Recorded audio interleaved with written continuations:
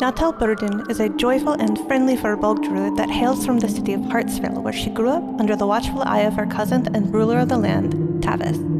She was fresh off an exhilarating but unfortunately heartbreaking adventure in Waterdeep, when Tavis summoned her and her best friend Valtreya to Icewind Dale. Together with old and soon-to-be new friends, she hopes to uncover the secrets surrounding the suspicious deaths and a seemingly never-ending winter plaguing the 10 towns. Valtreya Margister is a young Aasimar sorceress of noble birth.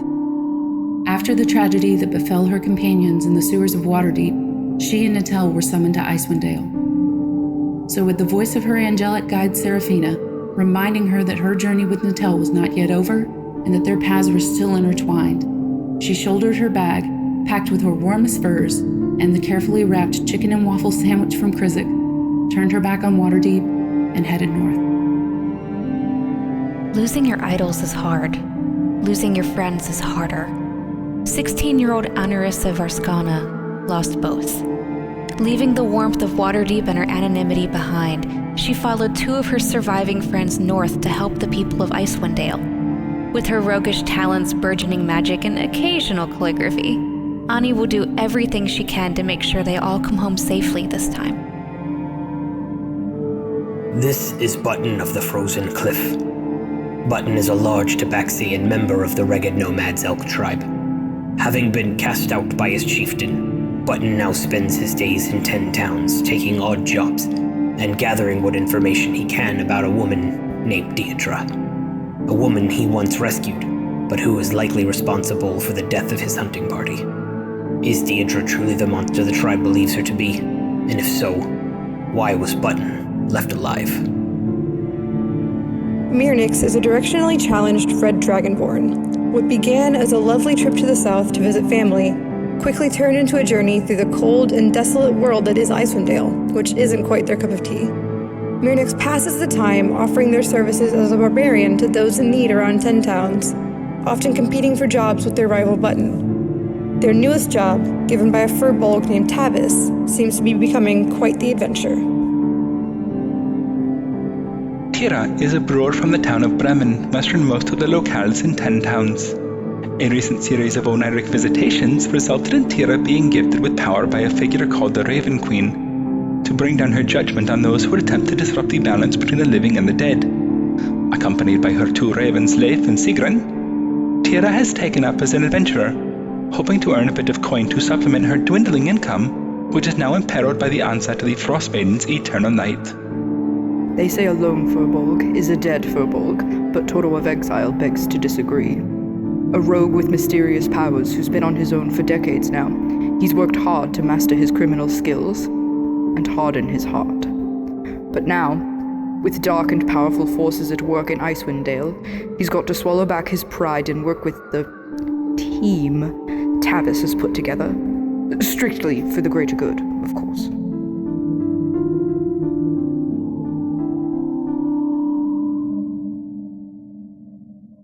The toilet. Welcome to Table Hops. Like and subscribe so your head can come out of the toilet. I need to get off the internet. Couldn't have been better. Welcome, You've everybody. gone too far, you've dug too deep. Welcome to our dark and scary and serious Dungeons & Dragons campaign, Rime of the Frostmaiden, where our characters have just infiltrated Ythryn, the ancient Netherese city. I have no idea what's going on, but I hope this helps. Oh, very good. SCE Spaghetti meatball. Spaghetti meatball. I get it now. And the worst thing is, I had spaghetti and meatballs before sitting down, so now I feel extra dumb. It has given you an inspiration. You now have one inspiration. Very good. And I'll update that when we switch over to the visual. Actually, I better do that now, because I will forget. I can't even remember. Okay, so these are now at 1. This is from the last game, everybody. And this is at 0. Very cool. So, guys, last time we played, you had infiltrated the city, you had investigated some of the towers for better or for worse, and it appears that you have to collect these various steps to some sort of ritual in order to complete your mission. So I'm going to bring up the... Oh, actually, before I bring that up, as you were resting in the tower, hiding from the Frostmaiden who's moving through the city, hunting you down, you do manage to take 10 minutes to get a short rest. I don't think we resolved that last week. No. You told us we'd get one, but we didn't resolve it. We're going to do one now. So if you want to use hit dice, you can do that. Velen is using her last spell slot of this level to summon one Icewind Kobold zombie. She has no more fourth. That's a third level spell slot, which she has 2 left. Her hit dice are d8s, so I will use 4 of them. And 15 hit points back. 13 and 12. Thank Boom.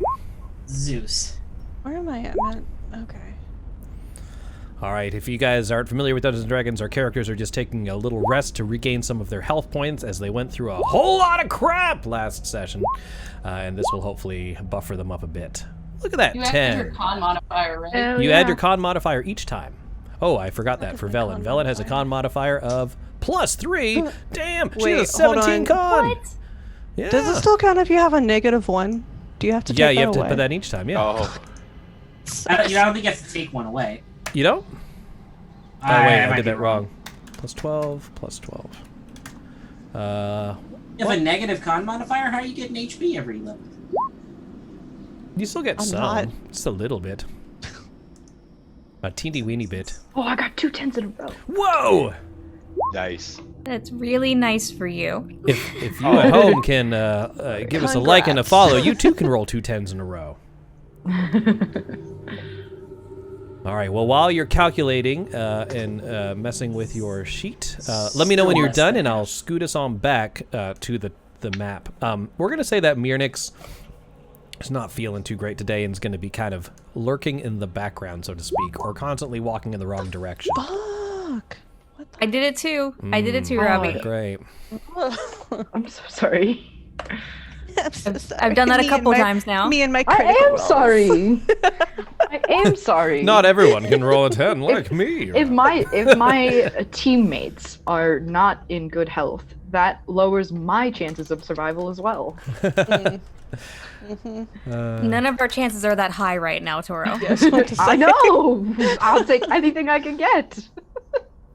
And then I get Hey, Chris. Yes. Would you, those back. in your position currently as God, say that we may or may not get another short rest? I can't tell you one way or the this other. Dungeon? Can't tell you one way or the other. I wouldn't expect so. Yeah. I did tell you, though, if you happen to level up in some way, of which there are very specific ways, you full-on Super Saiyan you just you refresh at that level. It's true. And how do we do that? I can't tell you. There are 2 ways, 2 very specific ways. Okay. All right, guys. And those ways are how? All right. A or B? Sorry, guys, I tried. Yeah, you I tried. feel like leveling up probably has something to do with figuring out. Margwin, thank you for the subscription. Appreciate it very much. I hope you all survive so I can make it a full year. Margwin, if you make it a full year, you get a cool rainbow beer mug next It's year. pretty cool. It's pretty I just unlocked it. cool. All right, guys. With that, I'm going to bring you to the Necropolis. Everyone done with your... I mean, you can access your character if you need to, but I'm moving over to the next map. Yep. All right, here is our current situation, in which I will zoom out for our viewers at home as well, as this map is ginormous. It's a good map. It is really cool. I do like this one a lot. Plus, the Netherese architecture is just so, like, 80s, and I'm big... And let's continue. So, looking at our current situation, you guys are located in this tower here.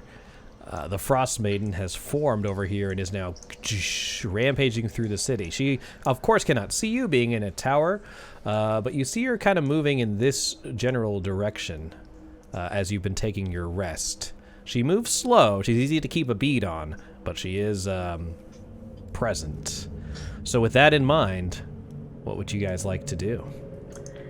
As we're keeping an eye on her, does it look like she's looking for something, or is she just sort of... She does appear to be searching for something or someone. Okay. But it doesn't look like she's heading straight towards, like, the center where that big glowing thing is? No, it does look like she pauses, looks at some of the buildings, knocks over this tower, just like smashing shit as she's moving through the city. So she didn't even bother to look inside of the tower. She might have like peeked in, but she's too large to fit inside. Obviously, she just kind of knocks it over. She's not like Stay Puft Marshmallow size. Like she's not quite this big, but she is quite large. Oh, okay. Yeah. Okay. She's bigger than she was the first mini. time. Yes. Yeah. I'll just shrink her down a bit. She is no longer like the 9-foot tall ice woman. She is probably closer to 20 feet tall at this point. She's giant sized. Damn. Okay. Okay. Yeah. Okay. So, with that, what would you like to do? You realize that, or I'll tell you, she is going to be moving around in a random pattern, searching for whatever she's searching for, and she might end up with you or might not. But it does seem that she's moving generally south. Okay. Well, do we want to move to the tower on the opposite side of her then? We don't have the clue out of this one yet. Oh, because we didn't make the check. I don't think Right? we're going to get the Yeah. I mean- if we haven't gotten it yet, I don't think it's worth it to waste more resources. We should try to get the other clues first, and then... Well, didn't we get the clue? We just weren't sure if it was actually correct. There's an illusion charm on it. So we don't Yeah. know if it's only part of the clue, or if this clue is completely wrong. That's correct. Well, The guys, one is it really an option not to get it? Sorry, Ani. Yeah, I don't know if it's an option not to get it, because we know there's at least 8 parts to this ritual, just because we found something that says 8th stand firm, but so I assume 8 or higher, but it's one of those things that I don't know that there's going to be another way to figure it out. Like, I don't know that there's... So Velen has been looking at it, and she says, unfortunately, I can't dispel this magic. It's too powerful. But I will tell you that illusionists that cast these sort of misleadings tend to find a ironic sense of humor in it, as if they sometimes write the opposite of what they want. What was the clue again? Show thy face to the sky. Yeah. Look down. So yeah, the only other thought I had with this was that we had found some information that sometimes the wizards that had spent so much time on this had like sort of become embedded into the places. So I don't know if there's a way to tell if there's still some level of sentience around in this, where maybe we could try persuading it to be like, hey, there's a giant ice lady that's gonna knock down everything, including you. Can you like just not for a moment? But I don't know how we tell which areas are embedded with the, the wizards and not. I mean, I could just talk to the air and just like hope for the best. But do I when I look up, do I see anything? You see the ceiling. You do see an inscription, but from arcane checks, you're able to determine that these are illusionary glyphs in some way on the ceiling. So there's something like hiding it, and it apparently it cannot. Well, Velen cannot dispel it. If someone has dispel magic and can try, we already. I can try again. Margwyn suggests that the answer is put your ass on the ground. If it's not put your face to the sky, it's put your ass on the ground. Okay, I sit down. Nothing happens. Oh, well. Can I get, since Velen's another magic user, is there a way that I could roll with advantage to dispel magic? How? No. Do you have dispel magic? Yes. Yeah, she tried. tried That's right. You tried like 4 last times. time. Yeah. No, there's no way to get more spell slots. You can use one if you have spell slots remaining, but you don't get those back from your short rest unless there's a reason you do. No, I use sorcery. Yeah. Yeah, I don't know. I mean, like I said, I can just try persuading the air and see if there's, wizard spirits. Or face down, ass up. That's what it is, Margaret. Everyone just face down, ass up. That's how you win the Frostman. Or Frostmaiden. I mean, that's pretty much what's about to happen to all of us right now. Twerk it. That's it. Twerk it to the sky. That's the name of this episode. Grab the wall. Velen sort of holds the side walls as the whole tower is vibrating from the steps of the Frostmaiden and says, whatever we're going to do, we better hurry. I can try one more time. Try one more time. We have an inspiration, and I can give you guidance on your check. All right, and it's just a straight charisma check, right? Yep. Yeah, your spellcasting modifier. Mm-hmm. All right. And I grab your head and kind of lift you up and give you think. Give you little guidance kisses. And you do have an inspiration, so you do have one. 22. You did it. Well done. All right. Oh, so shit. Was that it? Was that all we needed? Yeah, but it happened like 3 times. 25. No, no, it wasn't. It was 18, I think. Yeah. So we did it. With that, the illusion dissipates, and what you see written there instead is 6th, hide thyself behind a mask. Okay. Isn't the 8th?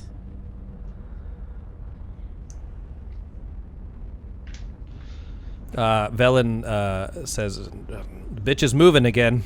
And you see out the window, just stepping around this strange building here, seems to be heading towards towers. Alright, we better run.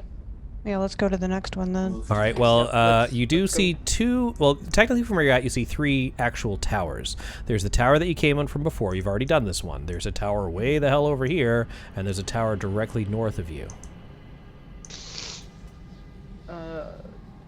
We should do our best to keep the biggest tower in between us and her. I think we should head north. Yeah. Works for me. Sounds like a good idea, yeah. Yeah. All in favor? Here we go. The top of this tower... Oh, actually, I'll remove this so people can actually see it. Let me see here. How would I kick a rock through the door? Like if it's an open area. Just in case. Kick like a rock through it. Yeah, Toto is still checking for traps at every door and all I'm that. just So. bringing this closer over here for our Just to viewers. make sure, are we writing the symbols of the towers next down to the clues, just so we have an idea of which one goes to which? They are numbered, so that shouldn't be a problem. Yeah, I've been writing down the numbers. Okay, cool. 'Cause I can't see the symbols very well. Yeah, the symbols aren't great. They are from different schools of magic, which Velen can identify for you, because that's just from her knowledge, not an identify spell. But anywho's, it's at that point you head to this tower, and the top of it is shaped like an axe blade. Red lights shine out from a slender window high overhead. There is an opening in the front. You throw a rock through, and as you do, nothing happens. Toto checks for traps. You see no mechanical traps or ruins around the entranceway. Can we get an Arcana check? I was gonna say, because last time it did that too, and then it nearly wiped us out. I can do an Arcana check. Guidance. Yes. Seems fine. No. Oh, Nope. Still seems fine. Wow. Hey, we got the roll we needed. I know. I pushed Mirnix through. Mirnix misses the entranceway and goes the opposite direction. Smacks into the wall. I was say Mirnix is the one with the cloak of spell resistance, right? So, Yeah. Yeah, actually. Glad that went to them. I guess we'll all walk through. All right. I would say it was like if they're not paying attention to the attune thing, can you just steal it for a little while? You could probably take it from them, but you have to attune to it, and that takes time. Time you don't have. Damn it. Red orbs of you're moving inside. Yeah. Red orbs of light dance like fireflies around this 30-foot diameter octagonal chamber. A large unlit brazier, I almost said it, guys, stands in the center of the room, and 8 10-foot square alcoves line the walls, each filled with ice. The arch ceiling above you is covered in icicles. Are they really icicles, or are those little shitholes that are gonna drop down? Perception check. Oh. You can take advantage since I'm sure everyone's weary of or leery Yeah, I of was it. gonna say. Or you can all just fucking roll. That's fine. I mean, my passive is 20, so. Yeah. All right, we'll just stick that. Sure. So as you look up, you don't see any movement coming from above. The small movement you see is probably coming from the vibrations of the Frostmaidens rampage through the city. But looking up, you do see that there might be something written on the ceiling behind the icicles. It's a thick layer of ice, though. The other thing you notice that's quite strange is each of the alcoves contains what appears to be a 10-foot cube of ice. And in the center one, there's a humanoid skeleton inside of it. Just a plain old skeleton? Appears to be. Is it like wearing armor or anything? It's wearing what you noticed on one of the other corpses that you encountered in the Caves of Hunger, sort of wizardly robes and a golden mask, probably a Netheril wizard. Did we keep the mask from the other one? In Chalice and Chains you did, but you didn't ever get the other one in the Caves of Hunger. You never unearthed it. It was still, you said, nope, not fucking with that, and you left. Gotcha. We might need to fuck with it, guys. I'll hold up my mind flayer skull too. It doesn't seem to respond. You said the icicles looked sort of suspicious, but also that they were covered. No, the icicles look natural, but they are hiding something behind them. However, it's a thick thing of ice, so you're going to have to find some way to melt it or get up there in some way and break them down in order to see what's behind the icicles. Myrnix, I can levitate up there. Myrnix could not reach it with her fire breath. But if you could boost them... I've got spider climb, or I could levitate up there. If we give me something to break the ice with, I can probably chip away at it. Like there's also a large brazier in the center of the chamber. Yeah, I get looking at the ice, though. Okay. Sure. Someone grab a torch, and I can lift them up to melt the ice. All right, it's a 30-foot chamber. Just here, I got it. Myrnix, breathe on my torch. I light a torch and I mage hand it to the ceiling. Oh, there you go.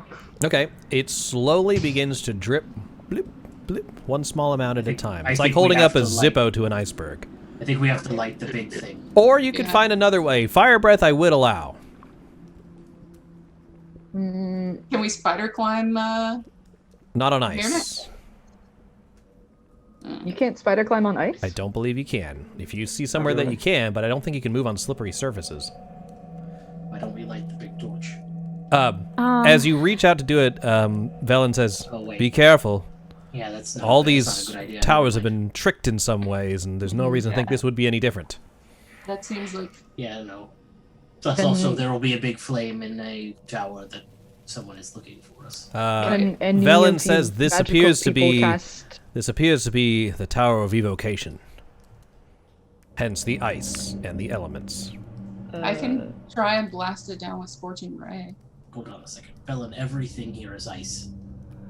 True, but notice the right angles, as if these were encased and shaped and moved into these alcoves. They're not just standard ice formations. These are cubes. That's true. You know, I suppose you... I mean, we can step back, guys, and I could shoot Scorching Ray at the ceiling. It sounds like a better idea than lighting whatever's in here. All right, is this... go ahead and make an attack roll. Is this a cantrip? No. All right, go ahead and make an attack roll against the ice. Okay. Nice. Boom, boom, boom. All right, it does appear that it is slowly breaking apart the ice on the ceiling. Probably, you don't have to spend another slot, but I'm just going to imagine it's taken a few minutes for this to happen. So as you are heating it up, it is icicles are slamming down, slamming into the brazier. While Valtreya is doing this, is there anything else the rest of you want to do? I think when the ice starts to like fall and like hit the ground and make noise, I think Toto would move back to the door and keep an eye out for Auriel. Yeah, I've got my eye out the door. Yeah. Auriel has moved to another tower. Oh God. In the south over here. Is the does the inscription seem as if it might be legible now? With the melted... maybe in a few more minutes.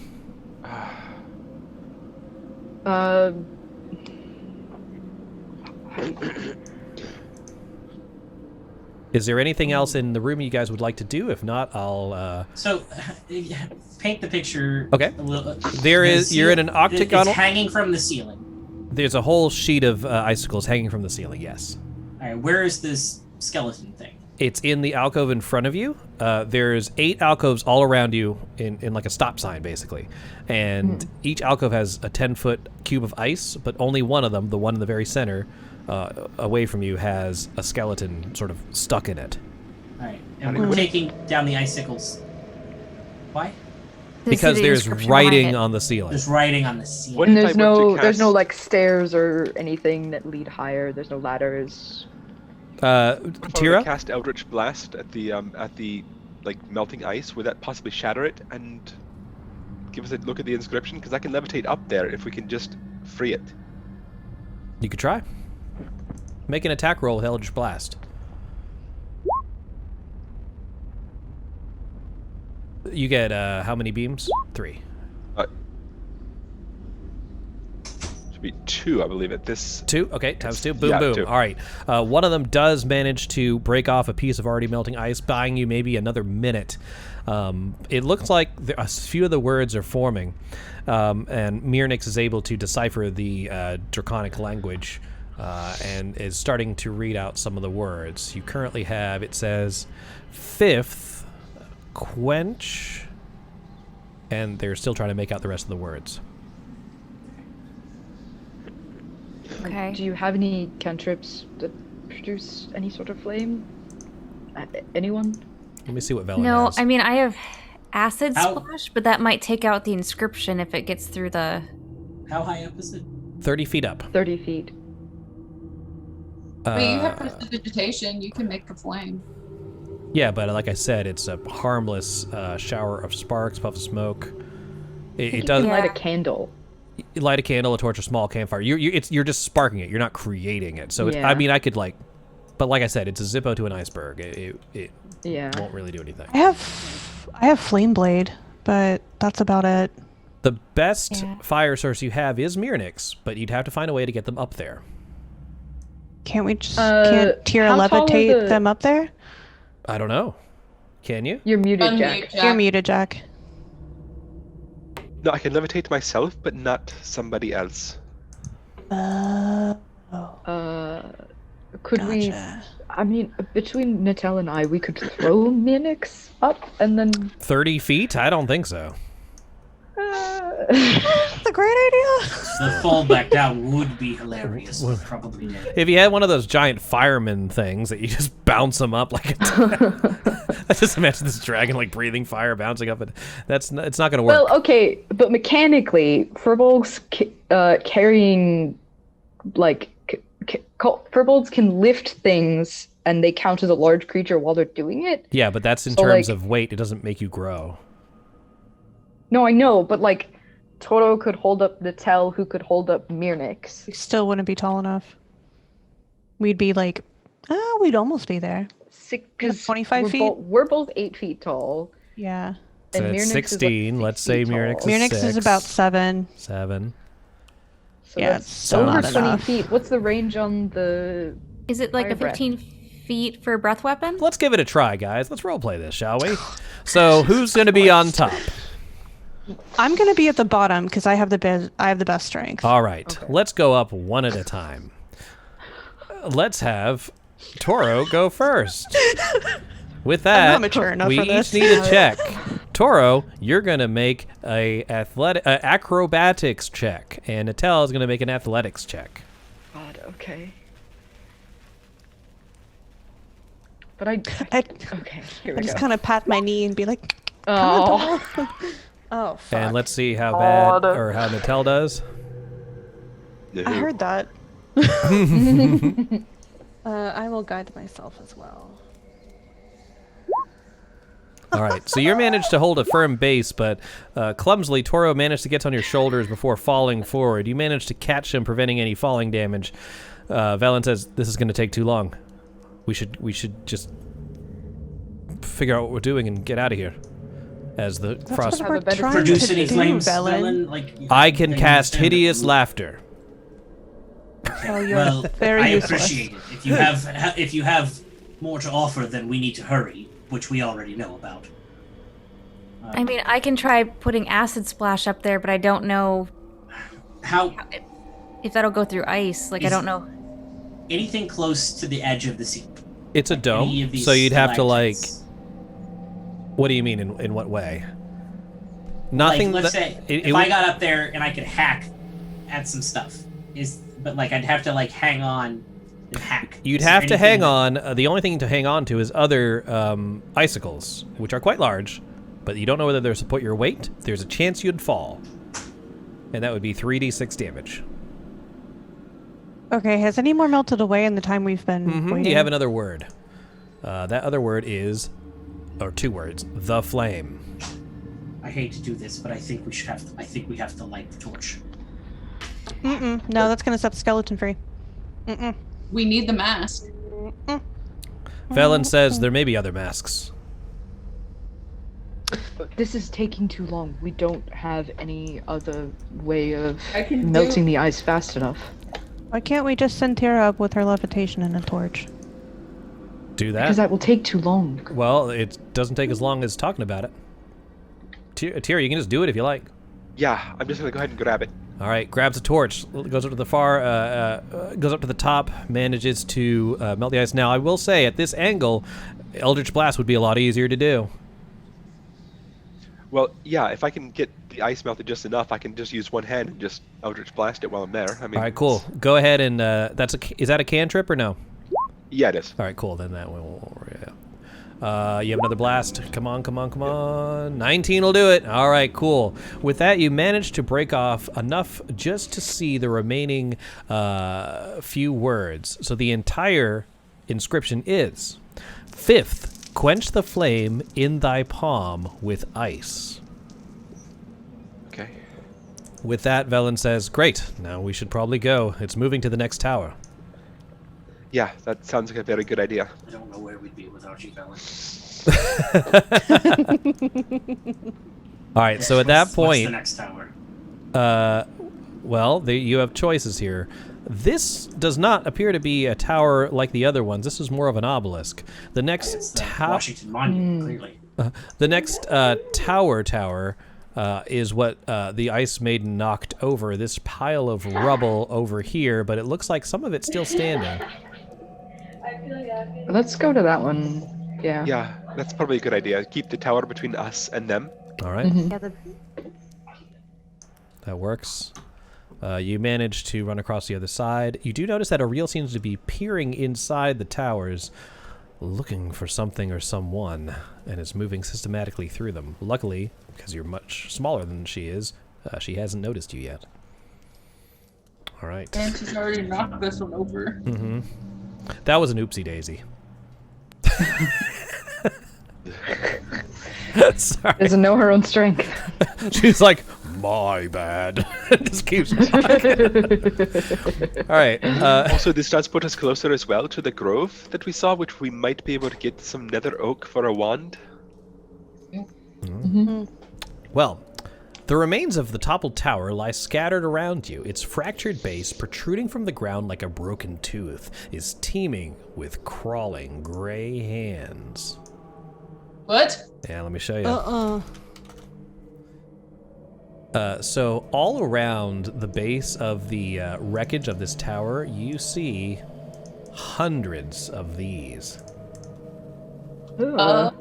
Isn't that something that you can handle there, Velen? That's necromancy, right? She's like, it's fascinating. Look what they're doing. And you look and it seems, you see the hands moving around. They seem to be digging up stones and putting them on top of each other, apparently, and uselessly, trying to rebuild the tower. Oh. But there's a lot of them. That's terrifying. This is the most terrifying thing I've ever seen, guys. I'm very disgusted right now. Can we... Is there a way to talk to them? Maybe ask them what we might need to know? Talk to the hand?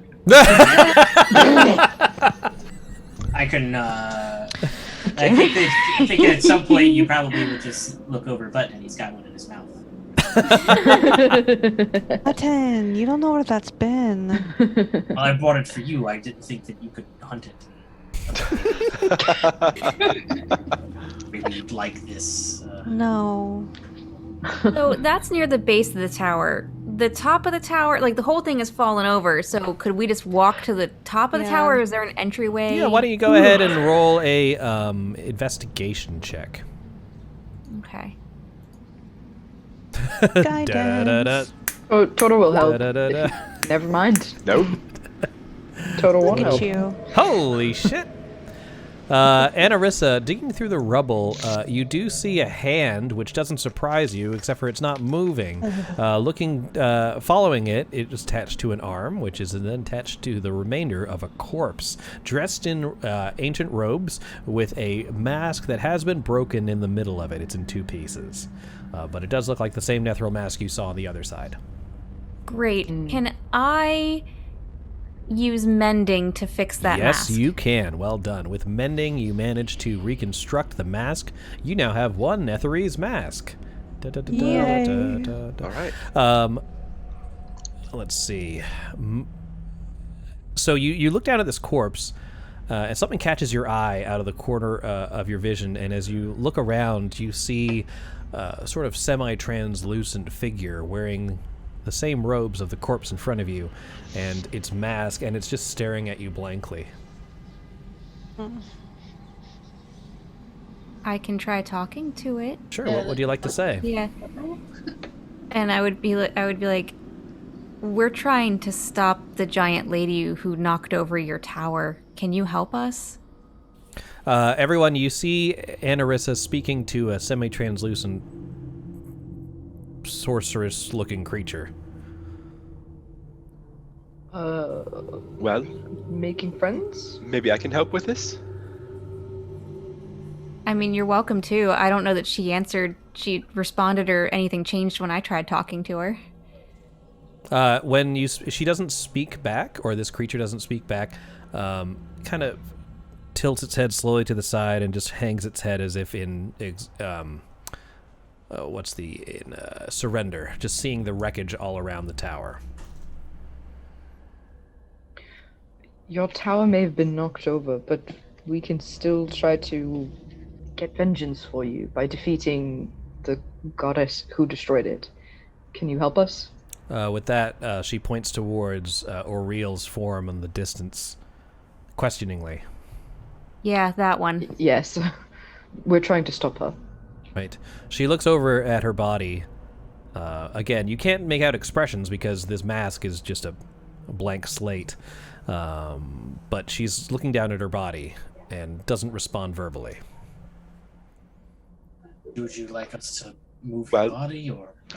I can talk to the body if we want. Oh, that would be helpful.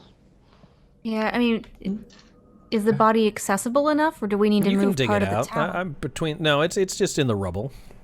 Okay. All right. What would you? I'll move the rubble off the body. Total will help dig the body out. Speak with dead. Is that what we're doing? Yep. Speak with dead. All right. So you managed to remove the corpse from the wreckage, placing it in the clear plane of the rubble. The ghost creature is still floating above it, looking down at the corpse. The mask has been shattered, of course, before you mended it. So you just see this decaying, ancient skeletal face, little bits of flesh hanging off of it. It was probably just maintained from the cold. And you cast Speak with Dead. Does something have to be rolled or done, or do you just get to ask it things? I get to ask it up to 5 questions. Oh boy, let's do it. And I hope I have the answers. Can you recreate the ritual we need so we don't have to keep running to towers? Let me get a just a nice little image for the viewers at home of what we're talking to here. Let's say, just ask it if one of the questions should be, if they can give us all of the answers to get it. Yeah. All right, I believe I am ready for your questions. There just might be a pause in between each one. All right, what do we want it to know? We want it to probably know, does it know the inscription in the tower? Mm-hmm. Yeah, do you know the inscription that was in the tower? Oh, sorry. Okay, that's the first one. What would she say? She says, there. And she points over to these fragments of the tower that were destroyed, but looking at it, you see draconic runes. You may be able to fit them back together to read the instruction. I'll try to do that, and I'll try to use mending as I go. So if you use mending, it's almost like instantaneous, like rather than having to piece it together yourself. Okay. Yeah, I didn't know, because I think mending does small sections, but I'll just go section by section. That works. So I'll say you're doing that, and I'll tell you what you read as you're thinking of your next question. Do we want to ask her if she knows anything about the ritual for the yes. If she knows all the other missing inscriptions, that would be lovely. Yeah, do you know the missing parts? Do you know the whole ritual, or are each of you responsible for one part? She says, each school knows one step of the Octad. Oh, but that tells us 8 parts for sure, then. Yeah.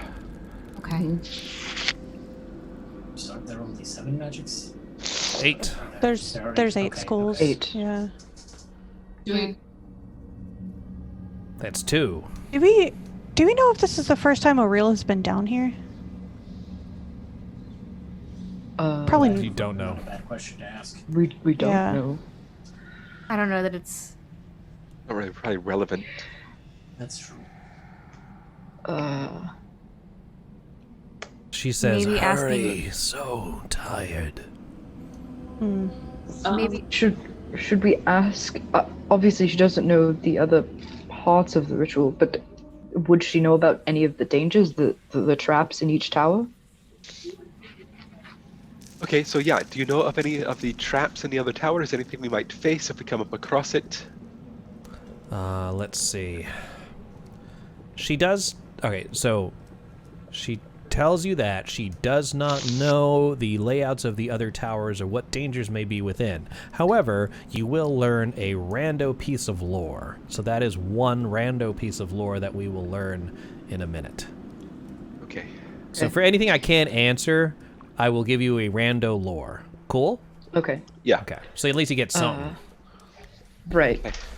Oh, those trees that we saw earlier, would they be the Nether oak? The nether oak? The trees in the grove, are they nether oak? Those are nether oak. Be careful. They are dangerous and very evil. Oh, good. Oh. Wonderful. Tell us, Magic 8 Ball, will we survive this? Chances are cloudy at best. I was of the school of necromancy. Do they? Divination. Can we ask what is in the tower? What is being guarded in the main tower? That's a good The question. artifact itself. Yeah. What lies in the main tower then that would be guarded by 8 schools of magic? Okay, let me make sure I tell you the truth. Because I'm not allowed to lie, right? No. The answers may be cryptic, brief, or repetitive. Okay. I'm not listening. That's what it says over and over. I'm just kidding. I need to find the name of that. I plead the fifth. I plead the fifth. I want my lawyer. Why can I not find it? Sorry, 1 second. I need to... Nope, that's not it. I apologize. Here it is. Iriolarthus still resides in the tower. The Archmage.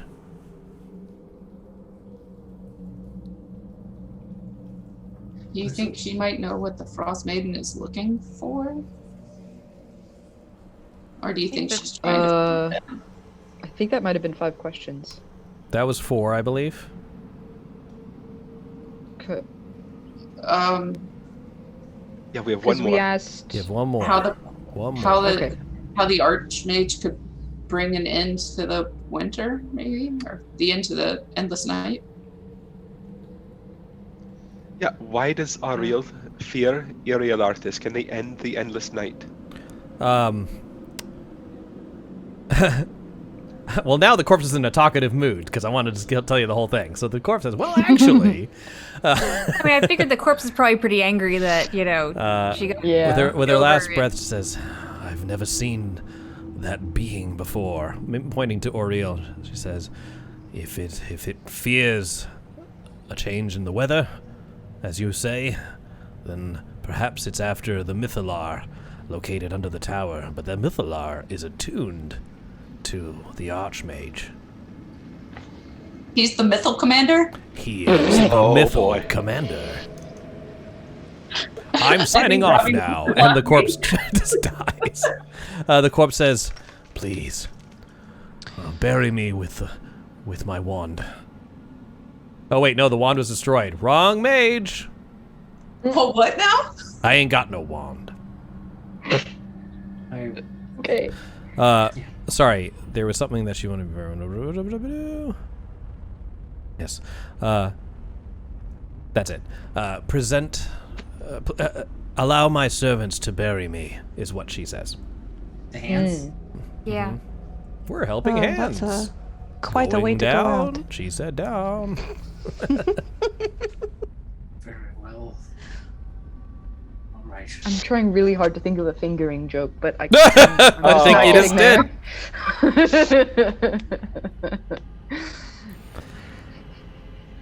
Oh, no. Okay, so I guess, do we see the hands? Do they seem to know where she is, or does it look like we need to move the corpse to them? I mean, they're not all just gonna like wave at you. That would be horrifying. Just under her head, like they just stop and like. It'd be horrible.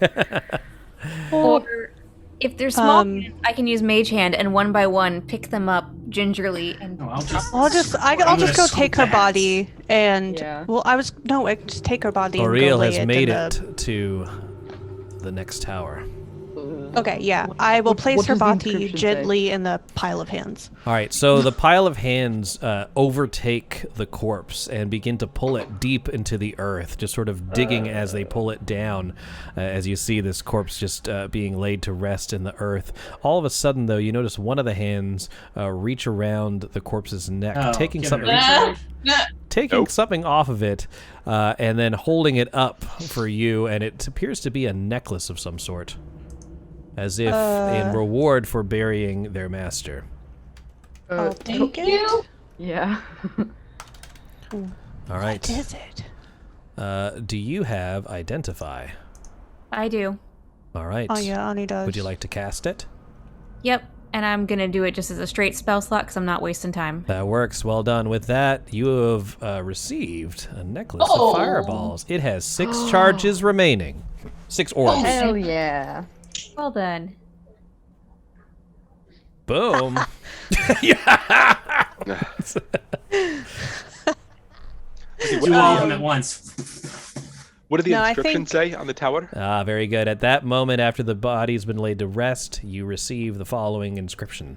7th, trace a circle with the ashes of the dead. Okay.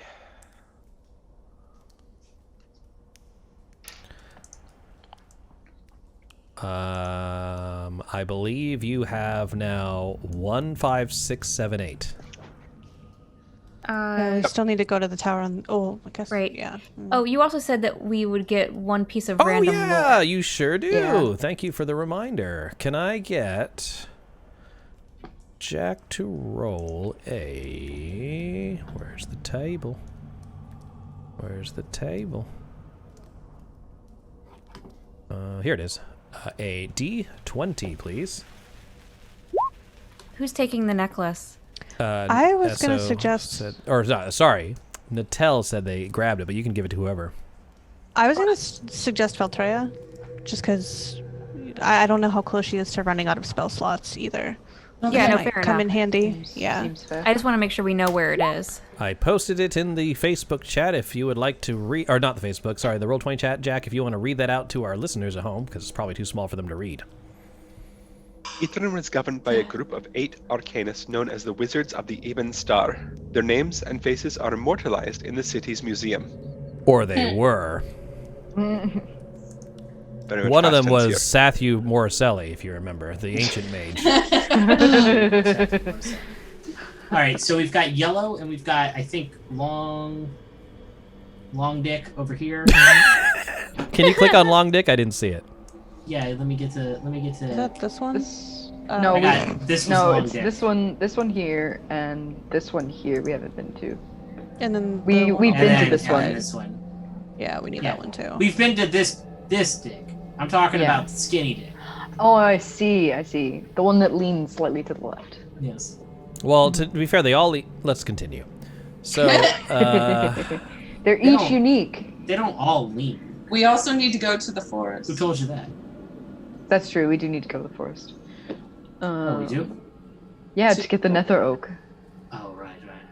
Wait, Where's was the it? forest? What is it? A This piece one. of nether Yeah, oak, that or was big it a yellow wand? of It is with the wand of nether oak. Yeah. Yeah, I don't think we can make a wand, guys. I was gonna say you could okay.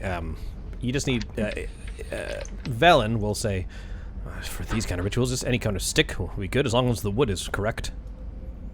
Well, I mean, I can always just I'm fly fine. as like a raven form and just grab a stick off a tree and just get out. Sounds Might good be our to me. safest bet. Works for me. I don't like the idea of evil trees. Yeah, we just need to be careful. Just even if we're sending you in as a bird. So where are the rest of you guys? Are you guys going to a tower and then Tira's flying around, or what are we doing here? I think we should go to this tower next. I agree. So we're gonna go Yeah. here, and on the way, Tira is a raven form flying into the area over here. Yeah, and we'll just yeah. we'll just grab a branch off a tree, like a little twig kind of a thing, and just fly back. Closest twig we can find. Yeah. Yeah. All right. A canopy of golden leaves crowns the trees inside a sunken basin. The trees grow in stark contrast to their bleak surrounding, their branches swaying even though the air is deathly still. You do notice that there is one tree in the center that's large, black-barked, very sinister looking in the center, the oldest tree. But the whole grove is like it's the same kind. Like all of the trees are the same kind of tree. They're not the same kind of tree. Oh, of course not. That would be too Okay. easy. Huh. Alright, but the one in the center, I'm taking it, is probably the only one that appears to be like some form of oak. Yes, it is a giant oak. Can you look for like a twig on the ground or something? So like you don't have to take one directly. Yeah, from as a raven, can I just like fly, like scoot right by the tree and just look for one on the ground, and maybe I can just pick it up, fly off? It sounds easy. I enough. definitely think it'll be that easy, yes.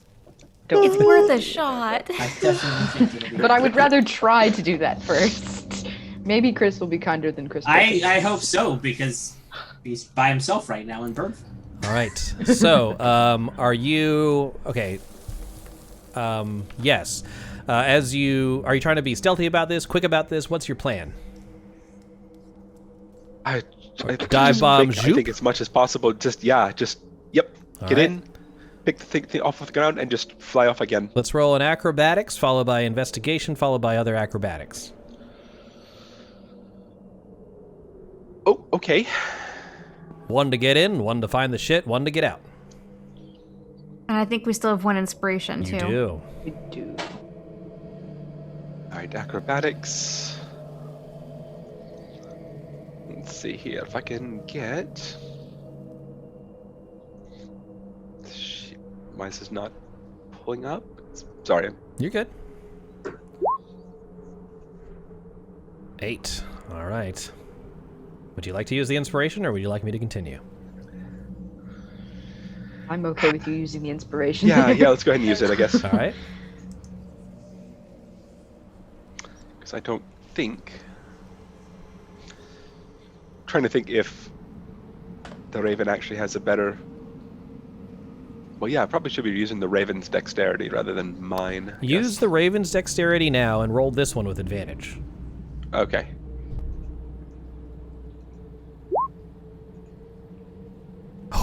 I saw the 4. I did not Yeah. see the 21. All right, you managed to land at the base of this tree. Now that you're a little closer to it, you realize that it has a, let's see, a face of gnarled wood. Almost looks like an elderly human. You do see a small twig on the ground. You don't know if it's big enough for a wand. It looks more like a toothpick. Why don't you roll an investigation check to see if you find something a little more substantial? Okay, let's see.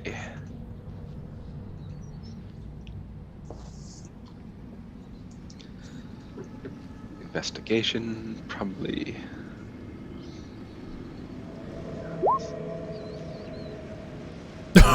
Oh, no, looks good to me. Looks great, actually. Okay. All right, so here's your options right now.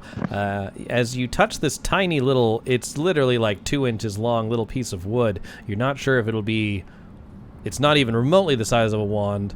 You can either try and look again, or you can just take this and go. You do notice that the tree, whose eyes were at once closed, are now open, and you see these glowing red beams sort of scanning the area looking for an intruder.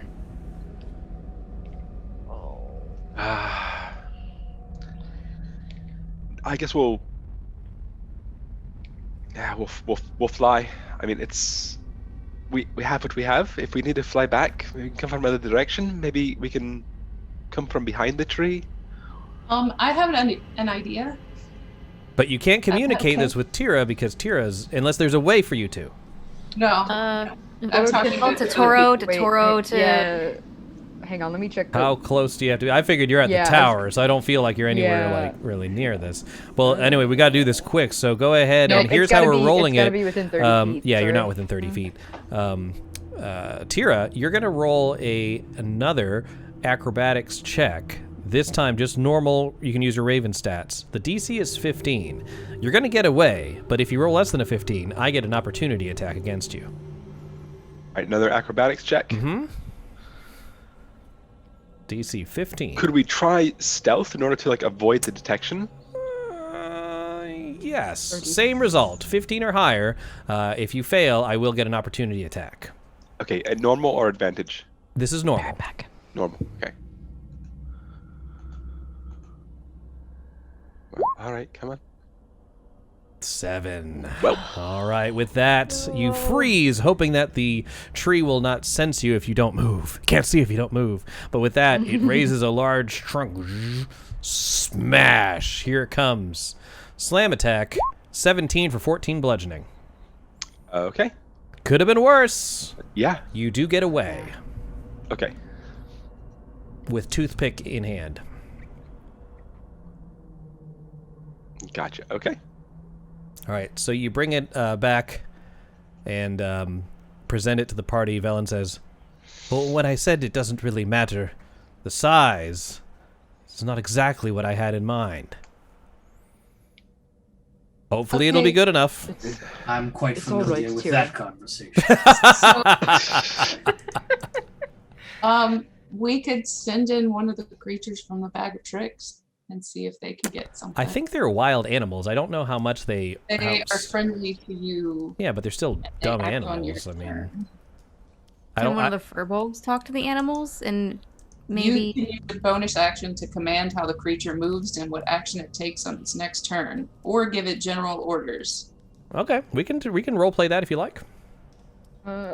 Up to you. Let's try to get through this tower first. Yeah, I'm just saying, there's another idea. Can we do the tower simultaneously, please? To save time, while the bird stuff is happening, can we have investigated the tower? Yeah, let's do that. He may be coming back to nothing. We might be dead. The walls of this thin let me make sure I'm on the right one. That is correct.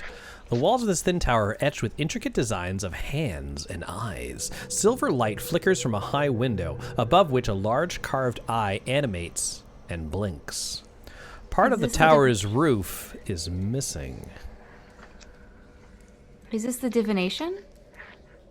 Velen does confirm from the various paraphernalia and sigils around that this is the Tower of Divination. Okay, just because that's Anarissa's school. Okay. So. Was the top of the tower like destroyed, or was it just never there? Well, it looks like it broke off during a crash, but you did not see remnants of it around the area below in the tunnel. Below in the in the wreckage. It looks like it broke off and fell somewhere else, possibly somewhere else in the city. Now, as you look around the rest of the tower, silver light is emanating from a 3-foot diameter glass orb situated atop a 2-foot-high cylindrical stone plinth in the center of a 30-foot diameter rubble-strewn circular chamber. Eyeballs drift inside the orb like fish in a bowl. Some have cataracts, while others are bloodshot or pus-filled, and all turn and gaze upon you as you approach.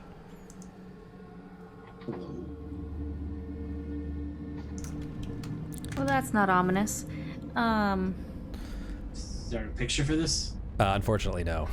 That would be so cool. I know. With that, Velen, who was giving a, let's say is giving sass to Tira, who has returned with the little toothpick. But then as soon as she enters the chamber to reunite with you and sees this device, she instantly freezes. Velen does. Okay. At this point, I think Tira in Raven form would like pop up on Velen's shoulder and just kind of like poke her in the neck with the little toothpick thing. She doesn't even seem to flinch. She kind of like brushes you aside and is just staring at this orb full of these eyes that seem to follow you as you move throughout the chamber. Would you care to share, Velen? Is this some sort of object? What? Would Anarissa have any knowledge on this just from... She's a low-level wizard, but she's a divination wizard. So you have heard of wizards that have gone through great lengths for power, and as you look at Velen and realize that she's missing an eye, she says, "Oh no, not again." Not again? She says, "If there's something you need to know, this device will show it to you, but at a cost." Oh, I'm assuming a body part. Okay. Well, we something specific. She says, "I've already paid the price once. I can't do it again." What about your kobolds? They don't. It does not work with the undead. Do you see writing anywhere? I mean, maybe we don't have to touch this? Unfortunately, here are the options, just to bear it down to you. Yeah. The top roof of this tower has been destroyed, or lost, or fallen somewhere. You can search the city for it, or you can use the orb to gain the knowledge at the sacrifice of an eye. Boy. Velen and the kobolds are not it. I'll do it. No, hold on. Wait, Tira, calm down. Perhaps we could climb to the top of the tower and try to see where... I think it's going to take too much time. Well, Just, all right, so, yes, story-wise, this is a big deal. Mechanics-wise, if you lose an eye, you have disadvantage on all wisdom perception checks and disadvantage on all ranged attacks.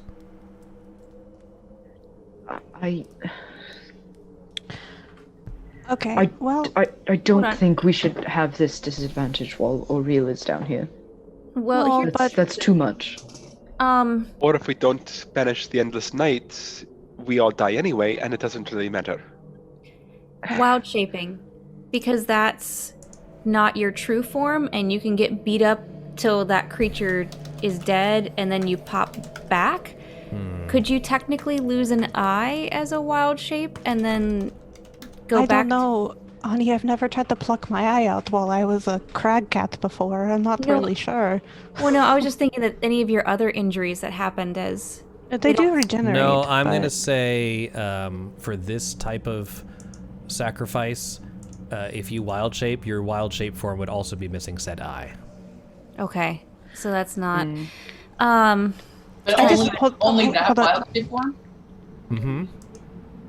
So when Natal comes back, she would It's the same thing, like if you lose an arm, like, yeah, you can lose hit points, yeah, but the specific limb loss is a different rule set entirely. So if you are wild shaped with, let's say you have 3 legs, or like you're missing an arm. If you wild shape into an elk or something, you'll have 3 legs. Okay. Okay, Guys, so it's not a loophole, is what I was trying to. Yeah.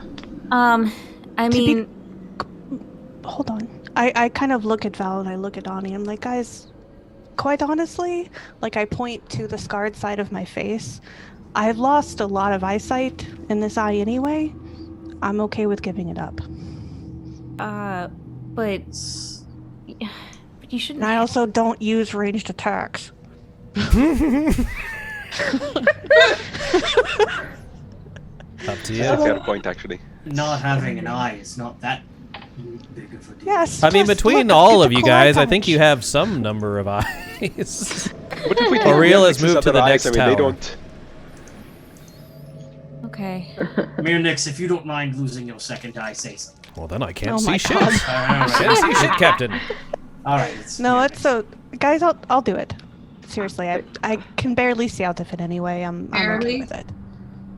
Oh, I see what you did there. Ryan, you Just beat for me that? to it.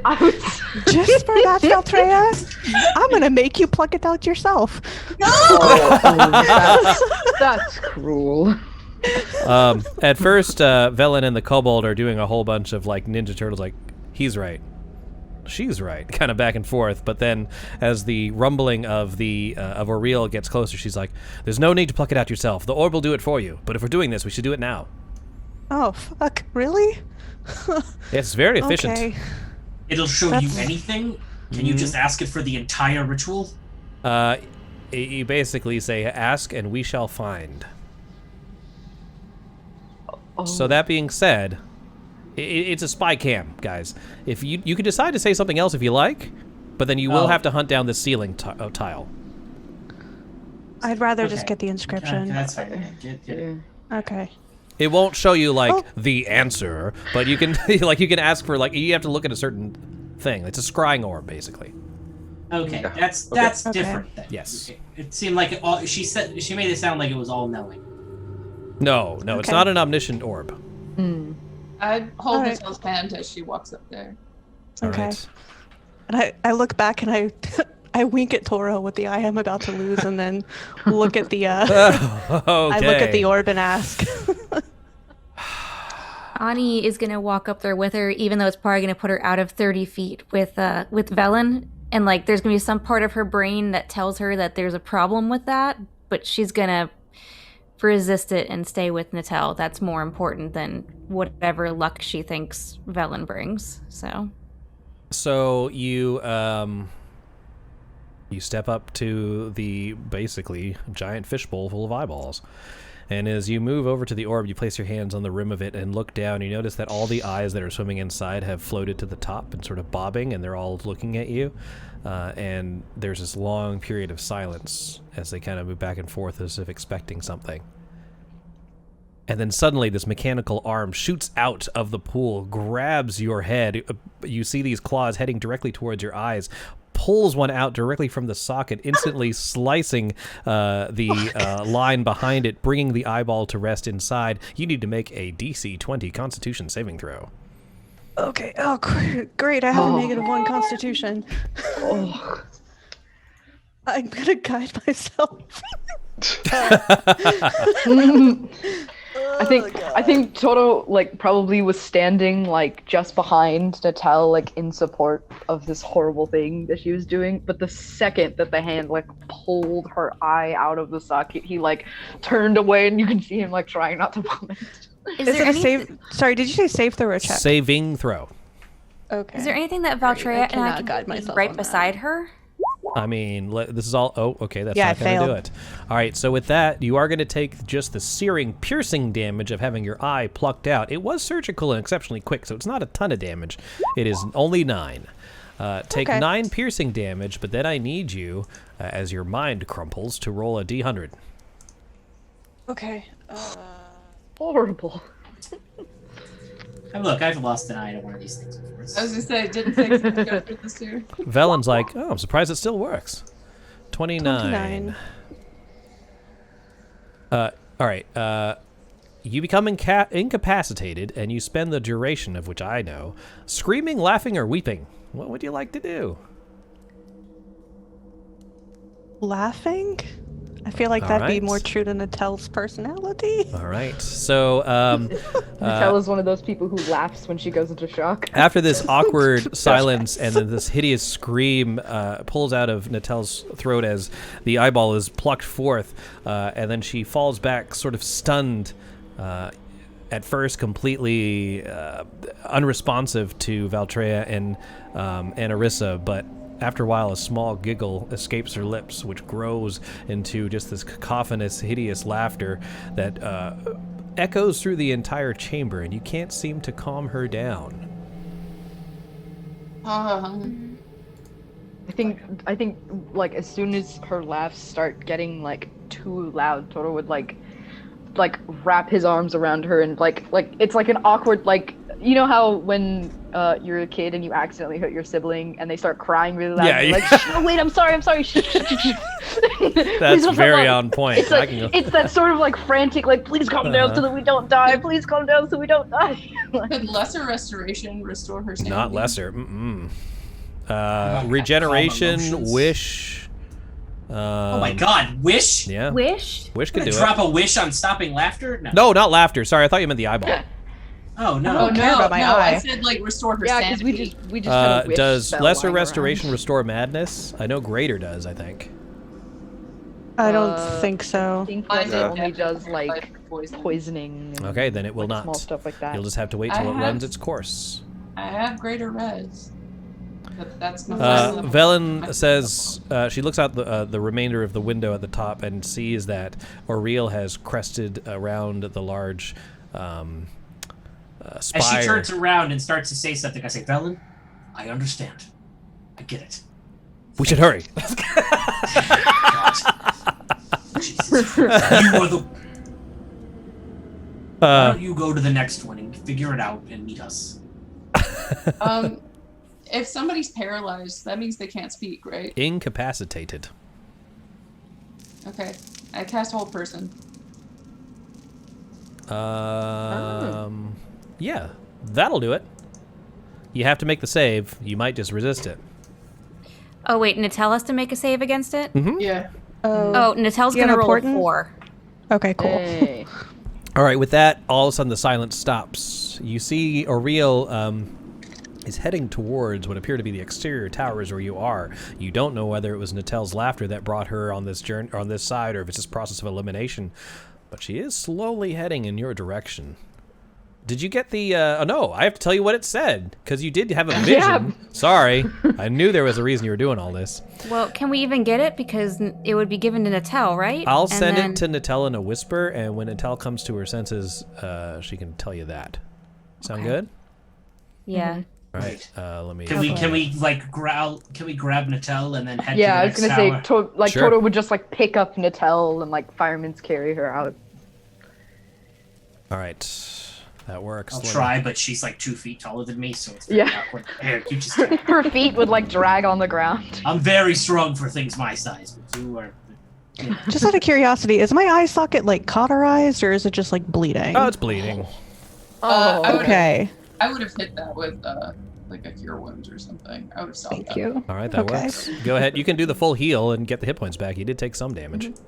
Yeah, I'll do a cure wounds. All right. With that, guys, what would you like to do? Run away. I think we have to go to yellow penis, right? This, actually. I'm gonna She's reroll. right there, roll one but of those. she's right She's right there, though. I'm gonna reroll that D8, by the way.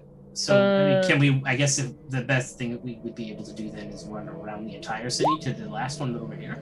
Yeah, I think if we- can we, like, Margwin sneak gave us around a the side? inspiration for the one-eyed werebear of Waterdeep. That's so good. Wow. That's so good. Wow. A new song if we survive. For sure. Is Robbie, that six more, Val?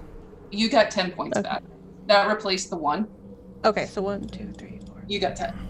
Cool. I'm All right, guys. Pretty much back to where I was. At that point, as you're deciding where to go next, let me just point out some key areas on the map. Auriel is over here. There is another tower you haven't explored here. There is the trees, although you do have a little bit of netherwood, which is a weird thing to say. And then way over here is another tower you have not visited. Right, but we also haven't been to this one, right? This one Wait, hold on. Sorry. This one here, or do we? That was the first one. You've been to that one. Yeah. Oh, okay. There's only 2 towers remaining. But they're on opposite ends of the disc, and a rail's between you and the other one. You can probably walk around it, but you don't know what you're gonna... I think we should sneak around. All right, I'll let the party discuss that, and we will be back in about 5 minutes. See you soon, everybody.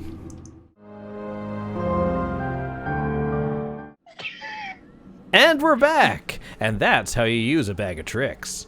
Now, what we're doing is our characters are attempting to circumvent Oriel and stay out of her line of sight as they move across the entire disk of the city towards a tower on the far other side. So what we're going to need, everybody, is a group stealth check. I won't have Velen or Mirnix roll. Pass without a trace. Pass without a trace. Do it. I get advantage because of my cloak. All right, that works. Wait, but aren't you incapacitated, Natalia? You are incapacitated, huh? You can't pass without shit. Sorry. I don't want to. I don't want to be a dick, but also. Well, do we know? Has she seemed to have calmed down yet? No, it's been like 30 seconds. Oh, okay. How long does hold person last? I believe it's a minute. Okay. Yeah, and you can't cast anything while you're held anyway. So, with that, you don't. You have the cloak. You're correct. All right, we got an 18, a 15, an 18, an 11. Oh, please. Does Natel have to roll it or no? I'm gonna count Natel honestly as an automatic failure because you're dragging this basically Natel statue around. But. Wait. Isn't Toro? No, Toro's like fireman. Okay, I'm gonna say it's a little harder to be stealthy while you're fireman carrying a furbolg. But either way, you got 1, 2, 3, 4 successes. That is enough. But you do notice that one thing that's moving around the different areas of the city that I'm not going to place on the map are these beams of light that seem to be scanning and looking around. Luckily, you bypass them, but you see that they're connected to these humanoid shapes that are shuffling through the city. Apparently, Oriel has brought some cold light walkers to search for whatever it is looking for as well. All right. Of course she has. You make it halfway through. Oops, sorry, that's not the right thing. I say, did they have to go through all the tunnels too? So therefore, they're all at like low hit points and resources. I can summon them wherever I want. At that point, you get to about this side where there's that strange stadium that you're bypassing along the edge. You do steer clear of some of these surrounding things, seeing strange stone creatures that look similar to gargoyles. You imagine they're just decorative, but you don't want to take that chance. At this point, the hold person has worn off, but Natel has calmed down. Oh, okay. So at that point, what would you like to let everyone know or say as we move on? So I open my eyes, and the first thing out of my mouth... Fuck off button.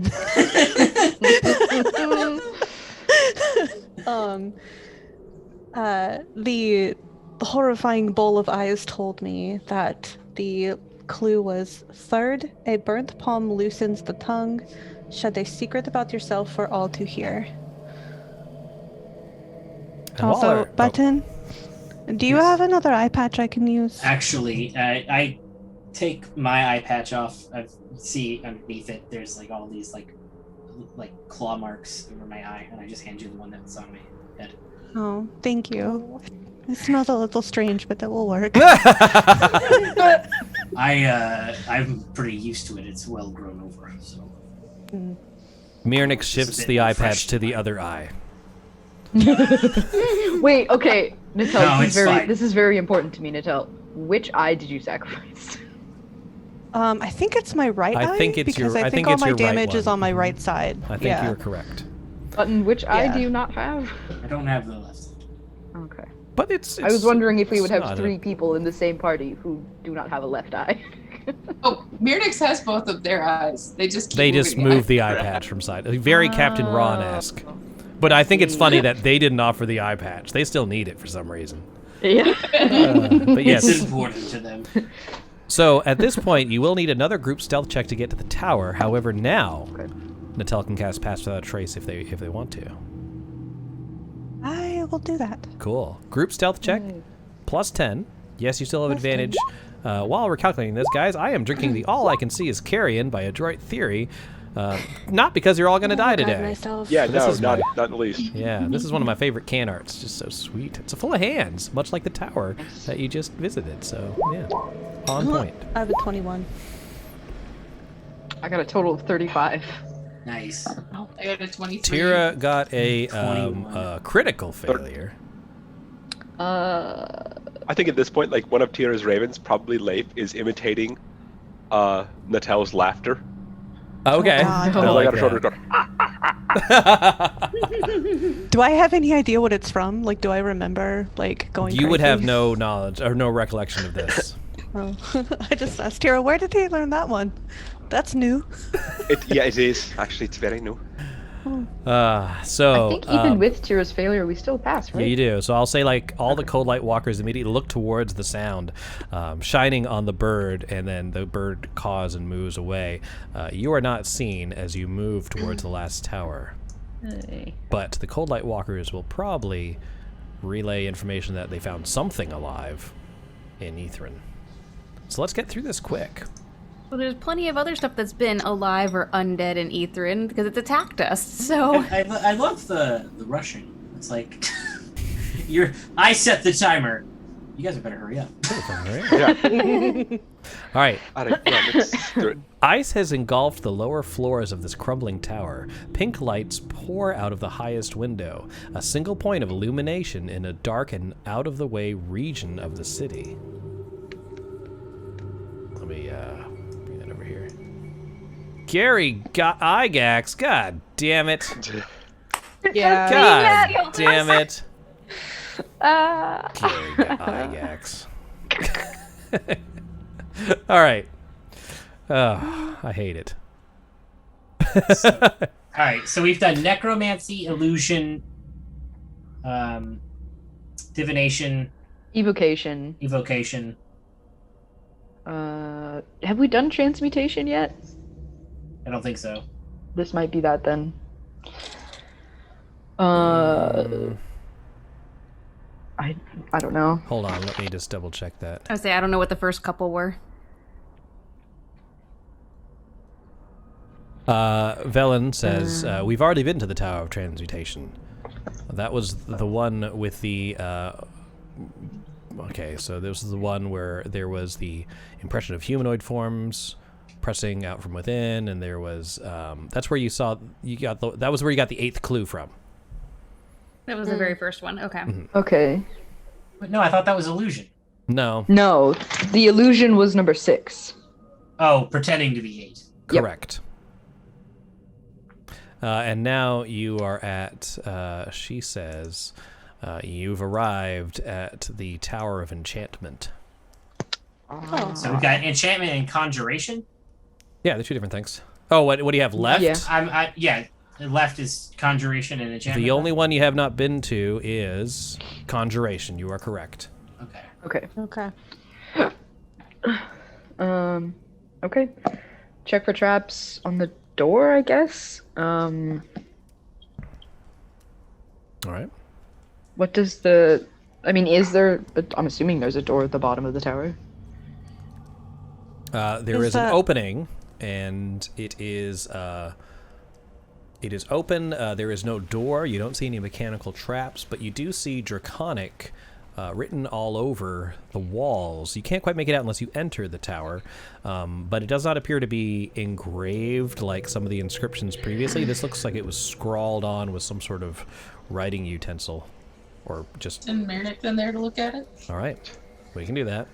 Insta-death! No, just kidding. So, written on the interior walls, it's covered with the following sentence, written in Draconic, crudely written in pitch, over and over, and it says, "All work and no play makes Evira a dull girl." Oh, shit. Yeah, I get it. Good job, Chris. Perkins. The floor is strewn with pitch-covered buckets and mops frozen stiff by the cold.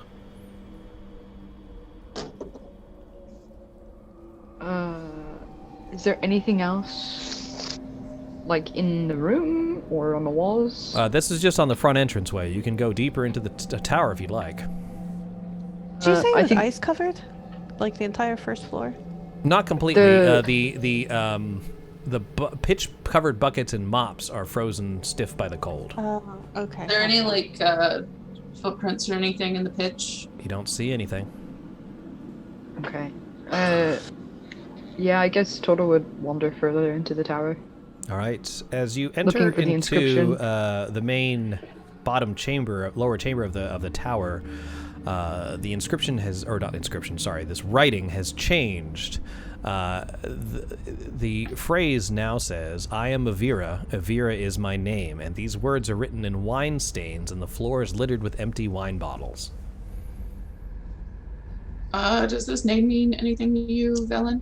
Like, I haven't heard this before. Maybe it's one of those arcanists that Tira mentioned. Does it look like the writing is getting like more crazy or frantic as we go up, or does it look like the crazy ended on the first floor? It looks like this is all kinds of crazy. So wait, the second writing just said, "I am Vera, Vera is my name"? I am Yvira, Ivira. Yvira is my name. And it's written hundreds of times all over the entire chamber. Hello, Avira. There is no response. Are there any like stairs leading There is a up? spiral staircase that leads up to a higher chamber. Can you hear anything? You hear nothing. Toto will sneak up the steps, yeah. All right. Just Tora? No, well... He'll probably ask Munix to come with him to translate. Okay. I'll go as well. I'll go with you in Raven form. All right. Sit on your shoulder. So everyone goes up. I was gonna say, like, Toto would, like, hold out an arm. Yeah. Moving as stealthily as you can with the current group, you come to the top of the spiral staircase, and you see a door that leads into a chamber on the second level of this tower that is closed. Written above the door, it's painted in blood. It says Nevermore. It says the crown knows all in Draconic. What is the ritual? It does not say anything about... this is not an inscription. This is painted in blood above the door. Huh. Oh, the crown knows all. How old is the blood? You can't quite tell. Even though this place has been buried for thousands of years, it still looks wet. Is there any sort of... Like, are we on, like, a landing? Yeah, There's a landing, and there's a chamber apparently on the second floor, but there is a door in front of it that is closed. Is it trapped and locked there? Yeah, can I do a perception check for, like, a lock on the door? Investigating it with your high perception, you don't see any mechanical or traps, and it doesn't appear to be locked, just closed. I think we go in. There's no other choice. I think so. Right. Toto will go in first. All right, you push open the door, which creaks as frozen ice on the back of it shatters and falls to the ground. You see an elderly woman sitting rigidly on a black throne, shrouded in ice. She wears a crown of entwined iron tentacles, and her forehead is bruised where the band fits tightly against her skull. An inscription decorates the wall directly above her. Have you communicated to those of us who are still downstairs that you're seeing any of this? No, but I think finding this, Toto will, like, go back out to the landing and look down and telepathically say, there's a woman's body in here. She's wearing some sort of crown and sitting on a throne. Is she alive? Make a medicine check. Oh, God. From a distance. Yeah, I was going to say, 2. a retroactive medicine check. 11? She is completely immobile, unblinking. You imagine, even though so the other bodies you found here have been pretty decayed. She is not. She looks pretty well preserved. But you see no sign of life. Okay. Toto will probably say, like, she looks probably dead. She's certainly sitting still enough. Yeah, but this is enchantment. Right. I say, don't know what sort of enchantment could be on her. Hello, Avira. There's no response. I have a package delivery for Avira. Oh, that's for me! I need a signature if this is you. I just need you to let me know. What was there? You said the inscription. There was an inscription behind her. Yeah. Yeah. What does the inscription say? The inscription says, "Fourth, coax a secret from another." Ugh. What did the thing say in blood above the room? It Something said, about a crown? "The crown knows all." Is Velen up here with us? Velen is. So she's been hearing when Mirnix translates something, Velen has been hearing the translation. Yeah, just sort of helping with that. She's just sort of more academic, looking at the various shit around the room and the crown knows all. She starts moving towards the crown and reaches out a finger to poke it. Hang on a second. All right, Toto does not stop her if she wants. Oh, Toto feel free. does Actually, not stop if Velen. you're going to touch it, go ahead. In fact, Toto, as Velen moves closer, Toto will ask, "Do you have any idea what it could do?" You seem to startle her out of something.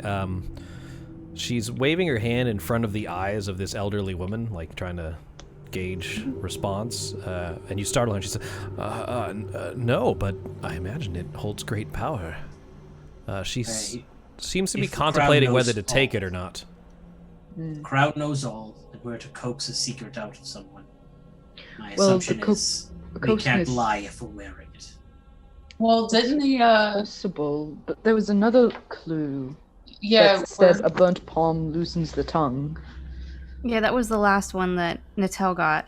And wasn't there one that we found out where, you had to tell it secrets? You had to tell your secret?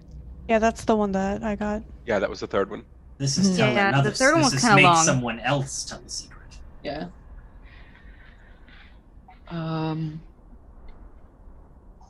Velen, I... Go ahead and grab the crown, Velen. If you want it, you can take it. Okay. I won't be touching it. As soon as Velen... I've got my bow ready. She reaches out to grab the crown. You see sort of greed of power in her eyes as she wraps her hands around it, staring at the figure underneath it, and she lifts it up.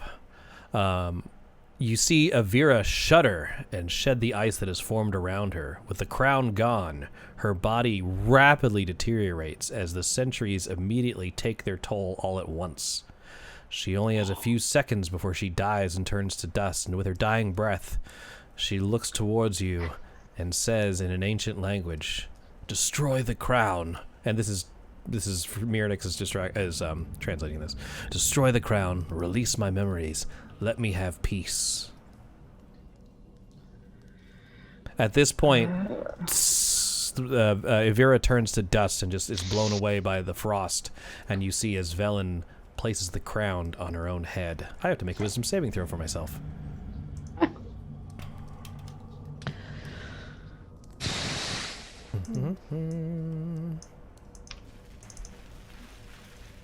Let's My see. endearment on her has not worn off yet, right? Because I have a feeling this is gonna. Yeah. Oh wait, she has. So I am very concerned. She has a +4 here. There it is. Sorry, I hit check instead of save. All right. Okay. So far, so good. Crown.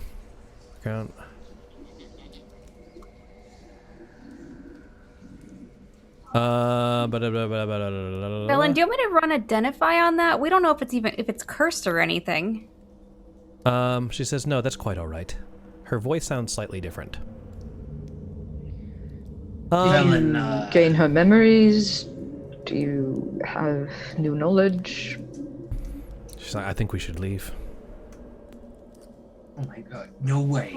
Are you kidding me? I didn't say I think we should hurry. I said I think we should leave.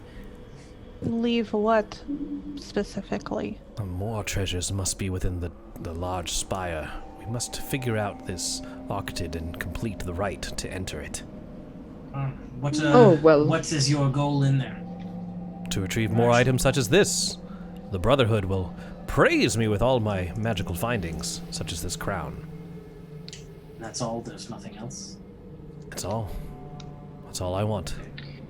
You don't want to destroy the crown and fulfill that poor wizard's dying wish? Why would I destroy this crown? She was not strong enough to wield it, but apparently I am. Apparently you might not be. Well, she was also several thousand years old, so...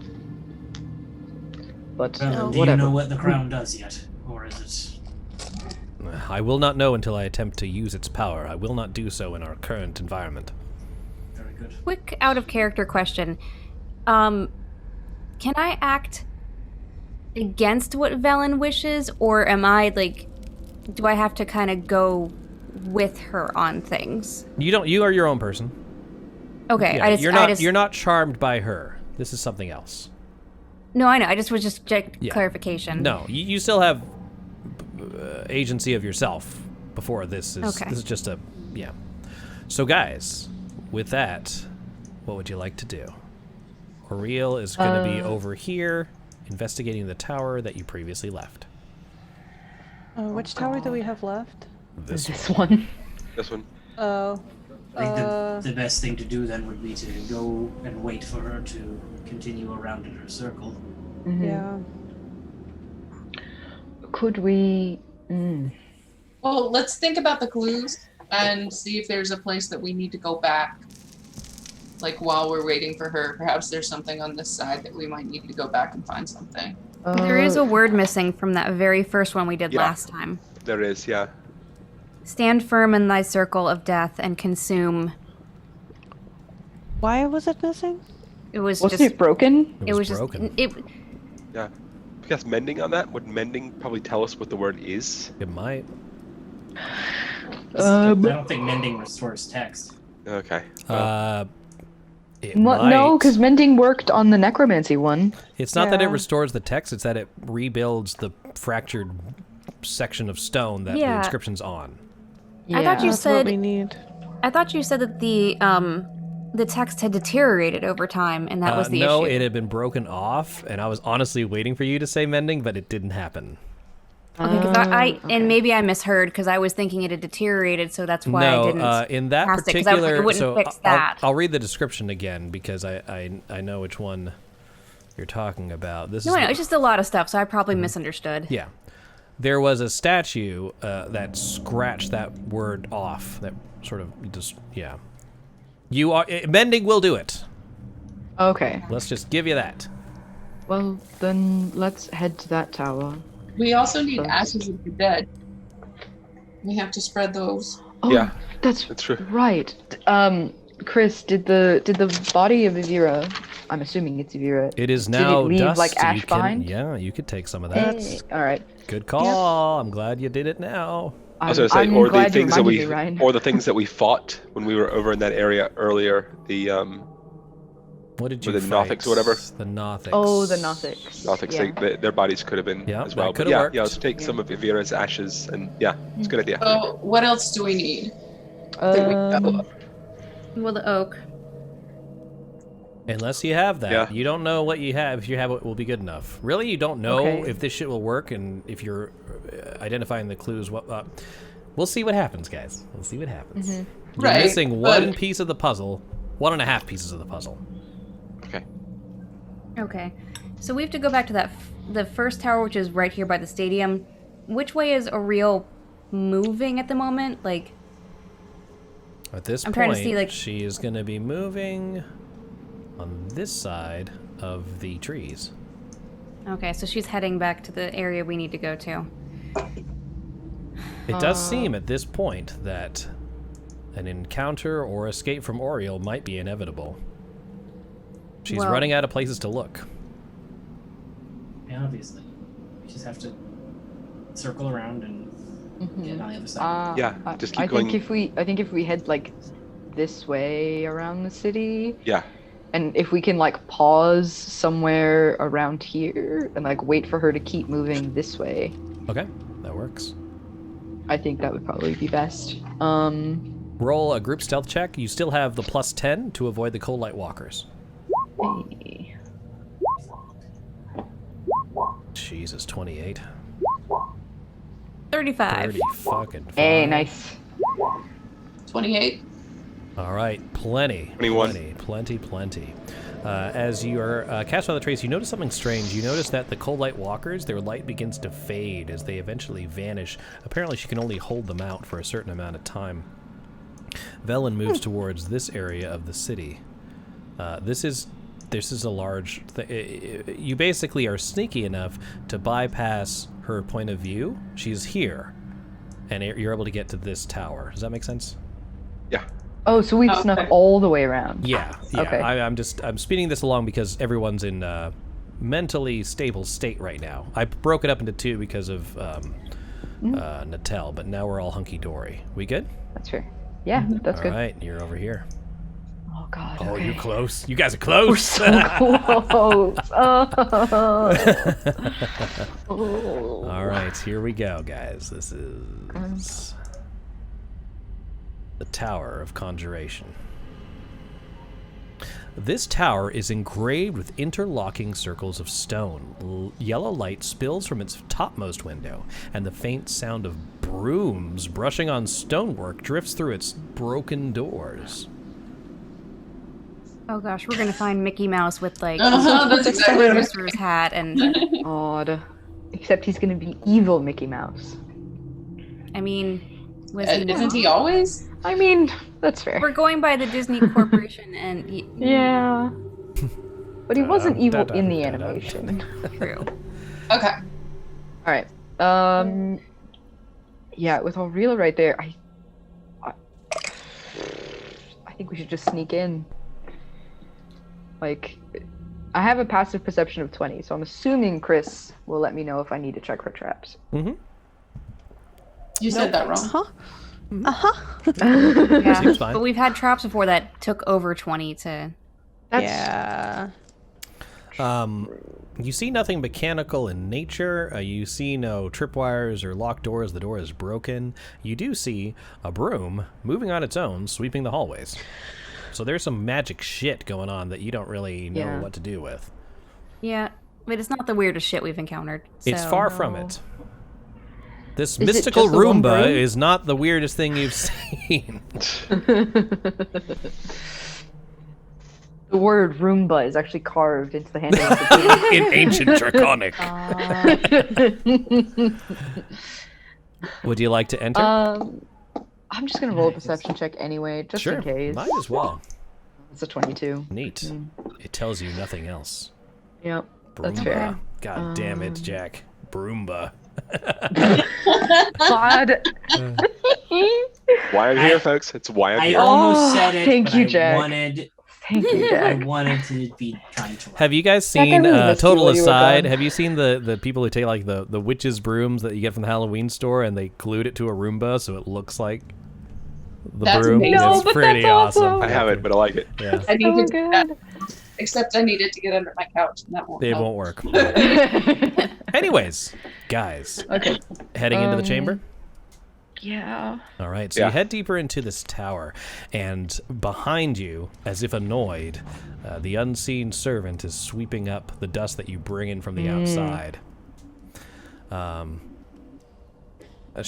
hear Velen say, "Huh, I'm surprised that's still working." As you move into the larger chamber, you see glowing orbs set into the walls of this 30-foot diameter circular chamber. 4 giant hands made of shimmering force hover in the center of the room, guarding a tiny ornamental tower perched on a pedestal. Wait, you said 4 hands? Like mage hands? 4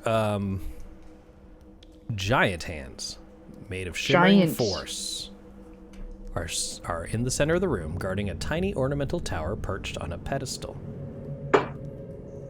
Does it look like the tower that we're in right now? It looks like a Netherese tower. It doesn't look like an exact replica of the tower that you're in, but definitely the same architecture.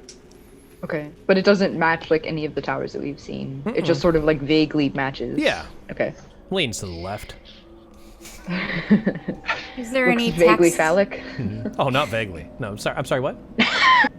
Is there any text that Miranix can read? There is no text written in this tower. Okay. Are there any stairs leading up? Any other doors? There are not. Of course not. I'll fist bump the giant.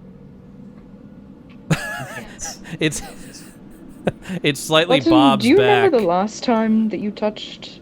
Yes, I'm my high fantasy game. I'm fist bumping the giant. It does kind of give away and float back and then float back into place. Well, Velen, you have the all-knowing crown. Is there anything you can tell us? I think whatever answers we're searching for are in there, she says, pointing at the small tower. We have to go in. It's very helpful. Seems on brand. How tall is this? I'll walk into tower? the tiny tower. The tiny tower is about 6 inches tall. Oh, okay. You see, it was all a child's dream. All right. As you move towards the tower, the hands move to block your way. May I enter? Oh, we need to have Miranix say it. Oh, I get Miranix, to can do you it. Ask it, please. I get to do it. The hand goes like this. Mm-mm-mm. Say the magic word. There must be like a secret handshake. I'll like grab it and then... Is it, try the hill dwarf handshake. Yeah. Oh no! How would Button know that one? No. All right. What if we each tried to sort of approach the tower from multiple sides? There's 4 hands? 4 hands. Mm-hmm. If 5 of us And they're approach giant the tower. hands, though. So Well, yes. How we Velen get very arrogantly pushes past you and says, "Oh, enough of this." And she steps to the middle of the room and tries to touch the tower. There's a small orb of force around it that prevents her from touching it. And at that point, the 4 hands move to attack. All right, guys, here we go. So let me just paint the picture for you, bringing us over here. Right. You're going to see over here, this is the same map as before. The tower's in the center, and you are being, if you want to bring your figures in there, attacked by... Thanks, Velen. 4 living Bigby's hands. Isn't that sweet? Hands. They're living Yeah, That's pretty cool. Bigby's Awesome. hands. No, Chris, you made the pop-up right as I was like dragging my finger over, and now the box Yeah. is just stuck in the screen, but it hasn't same dropped here. to my Oh, thing. well, I'm sure you might have to refresh. Hang on. Alright, let me refresh roll 20. Velen is in the center, but you guys don't have to be, of of course, course. Velen is in the center. Yes. Being a bitch. The Yeah, I'm kobold's assuming back I- with you, like, I don't like what she's doing. I'm assuming I didn't get right up to her No. because she moved so quickly to take it, which means... Right. She just took a few steps forward, and then there we are. Yeah. Yeah, All right, guys. so- Will none of you learn what happens when you touch things that you don't know what it does? All right. Hey, but that's still close enough for me not to have disadvantage. No. Great. You good? You good? You know about Disadvantage on magic and things. everything. All right. Let me get up the turn order. Alright. And guys, let's roll initiative. Yep. Oh, hang on, I have to reopen my character sheet.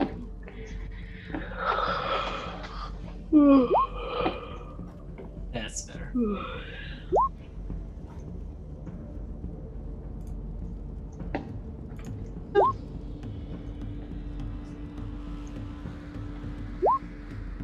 Really?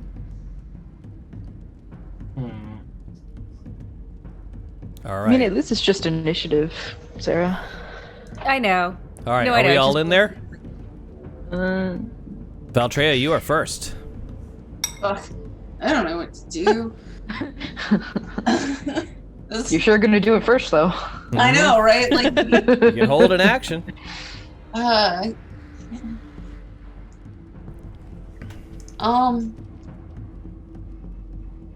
Yeah. Yeah. Well, no, I don't even know what my trigger would be. Yeah, you need to have that. Or you can dodge. Dodging's never bad. Yeah, I'm gonna dodge. That works. All right, with that, we're gonna move on. Just give me a second to set this up for our viewers at home. We got, oops, you can't see all their numbers. Let me just scoot that bitch over.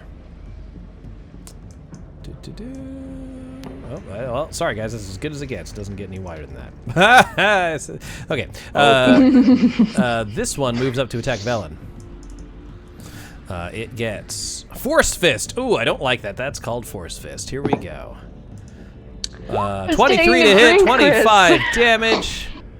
Oh, shit. This is at the coast. That is inappropriate. If the target is a large or smaller creature, the living spell moves it up to 5 feet without provoke. Okay, so boom. Punched. Punch for 25 force damage. Down. Or not down. Done. Sorry. And then at that point, we move on to Button. Okay. I mean, I'll rage, and I will attack the hand closest to me. That works.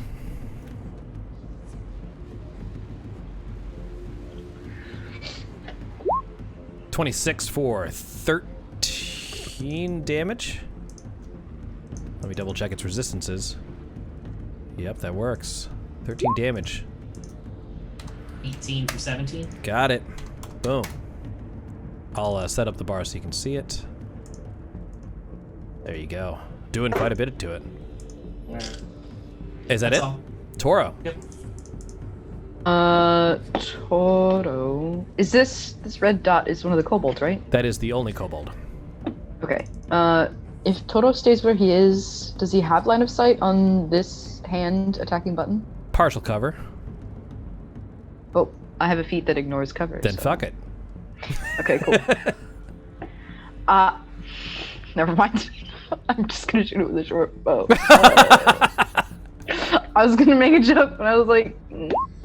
Don't get handsy. Oh, 19 for 28 damage. That kills it. Just Really? like I just did. Okay, yeah, cool. Hell Yeah. yeah. Well done. You dispersed the hand. Anything else? Oh, cool. No, that's fine. Natal. Okay. Ooh. Oh, there's not that many left. Okay. There's 3 left. Alright. Oh, there's still 3. I'm going to conjure some brown bears. We're gonna get 2 of those. Okay. Here they come. That block up. All right. You should have control of them. If not, let me know. Okay.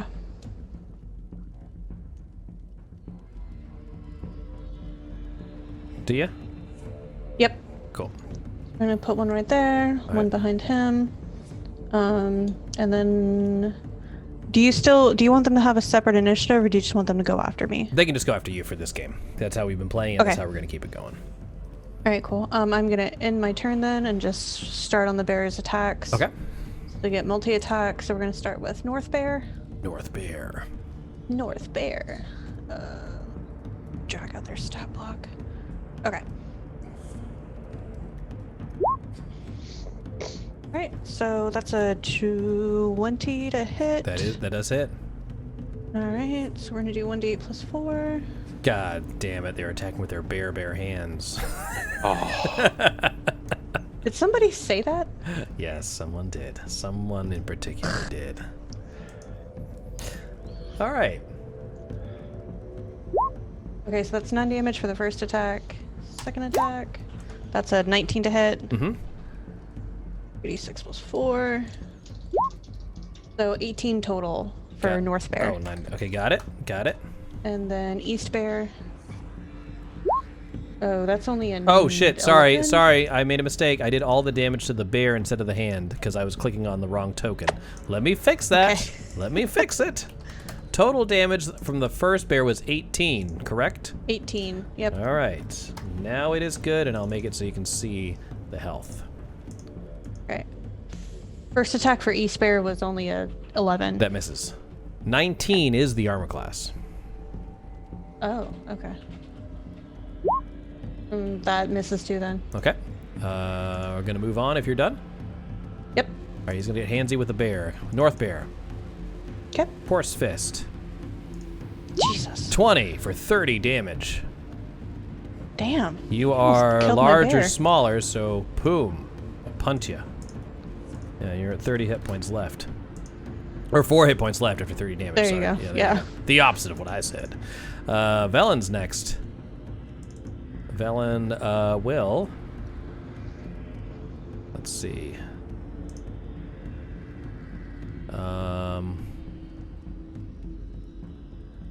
Vampiric touch. 10. Why does it say self? Oh, I force others to heal. Make a melee spell attack. Oh, I missed. Shit, I missed. I see. What? Oh, that's force fist. Okay. Yeah. All right. Well, shit. Kobold. I'll help you, master. I wish you moved 5 feet further so I could have gotten... No, I don't have pack tactics. I'm a zombie now. Fucking missed. Tira.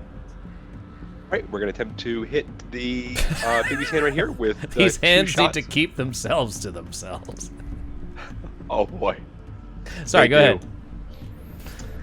All right. Well, you gotta hand it to him. Wow. All right, so we're gonna attack that one with 2 shots from Eldritch Blast. We're gonna go ahead and... I'm waiting. 25 for That's it. Oh, and 25 damn. for 7, so an even 20. Nice. Got it. Anything else? We're gonna move back and still maintain a line of sight, and yeah, judging by the fact that these things are incorporeal, life probably couldn't do anything to them. So nope, keep going. All right, Anarissa. Okay. I am gonna go ahead and shoot the one closest to me. Okay. So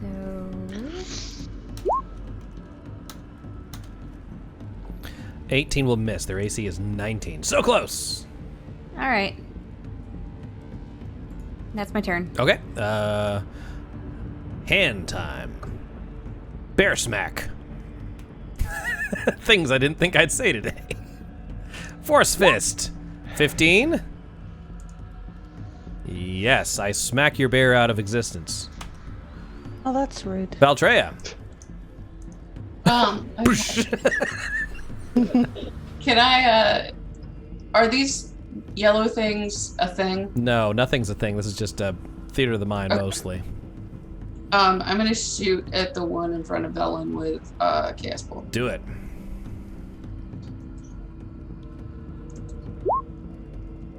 Yep, 16 damage. What type of damage? Let's see, that's a 4 and a 7. Oh, it's, yeah, tell me what type, actually. Let's hit it back with force. Actually, surprisingly, that does hurt it. Which blows my mind. But it does, it does. It's not one of its immunities. Nope, not at all. It's immune to one thing, but it's not force. Anything else? No. Hand time. Kobold. Fisting him. Force fist. 28. That kobold's dead. Just smash. No. Velen's like, well, that was my last one. We're screwed now, guys. Button. Oh, he'll move. He'll there. My kobold brother. Technically, he was a zombie, but still, at one point he was a kobold.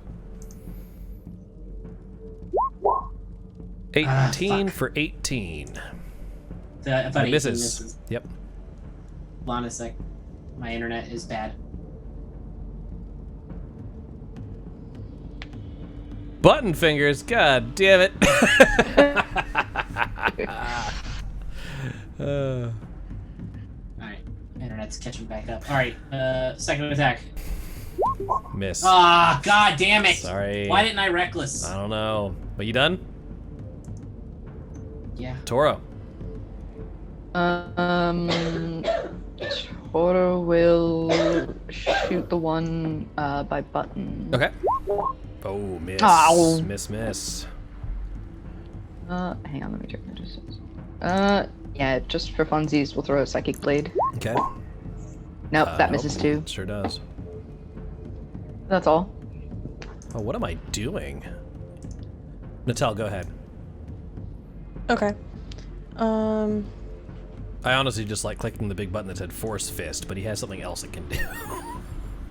Oh, Chris, are you finally learning to play D&D? Somehow. I've never used a living Big B's hand before. I'm gonna scoot over here, and I am gonna wild shape into a giant elk, because I just found out how much damage they do. Alright. They do. If you charge. Sauna charge is a hoof attack. Read it carefully. Charge does the damage. Yeah, but I thought there was something that could only use its hoof attack against a target that has been something or othered. Nope. Nope? Alright, hold on. Got it right in front of me. Yeah. Oh, one prone creature. I see what you mean. Yeah, there's a setup for it. So you have to do the charge, and then you can do the halves against the prone creature. You can't hoof anything that's not proned. You can still do 46 plus 4, though. It's not bad. All right, there you are. Right. I'll give it a little aura so you can see it a little better. And I'll make it so you can... Where is it? It's on you, or close to you. Hold on. There you go. I see him. Okay. Alright, yeah, so we're just gonna charge right at this Big B's hand. Why is it so hard to say? Okay. Everything in me not to say it like Scanlan. Right. Okay, so... AC 19. Okay. +6. That'll do it. Ooh, 22. So since it... I take the damage and I have 46 to save. plus 4. I have to save to stay up, right? Mm-hmm. I'm going to take 17 damage. Okay. Yeah, and it's a DC 14. Yeah, 17 damage, DC 14. Oh, shit, sorry. Okay, here comes his strength saving throw. 19. He passes. All right. So he's not prone. Actually, he can be prone. Huh. All right, cool. Didn't know that. But he's not. Anything else? Nope. All right. The hand engulfs the bear and tries to just crush it with grasping hand. I can grab anything huge or smaller. Can my bear go first? Oh shit! Sorry, forgot. Yep, sorry. They don't have initiative. They go after you. My bad. Never mind. It's like whoops, sorry, and it just backs up. Yeah. Just pets it awkwardly. My bad, bear. It's DC. The AC's 19, right? Yeah. Yeah, that's not enough. All right. We'll go for a second attack. That's still not enough. All right. Damn. The hand reaches out and grasps your bear. +5. All right. Let's see. The target must succeed on a DC 15 dexterity saving throw or be grappled. Oh, okay. Dexterity. It's just a flat roll. Shit. Oh. Fuck. Fine. Velen. Wanted to squeeze a bear. And a bear hug? Only if I get two of them to come in together. Firmly grasp it with both hands. I'm out of those. I'm just gonna chill touch it. I missed. I'm useless. Tira.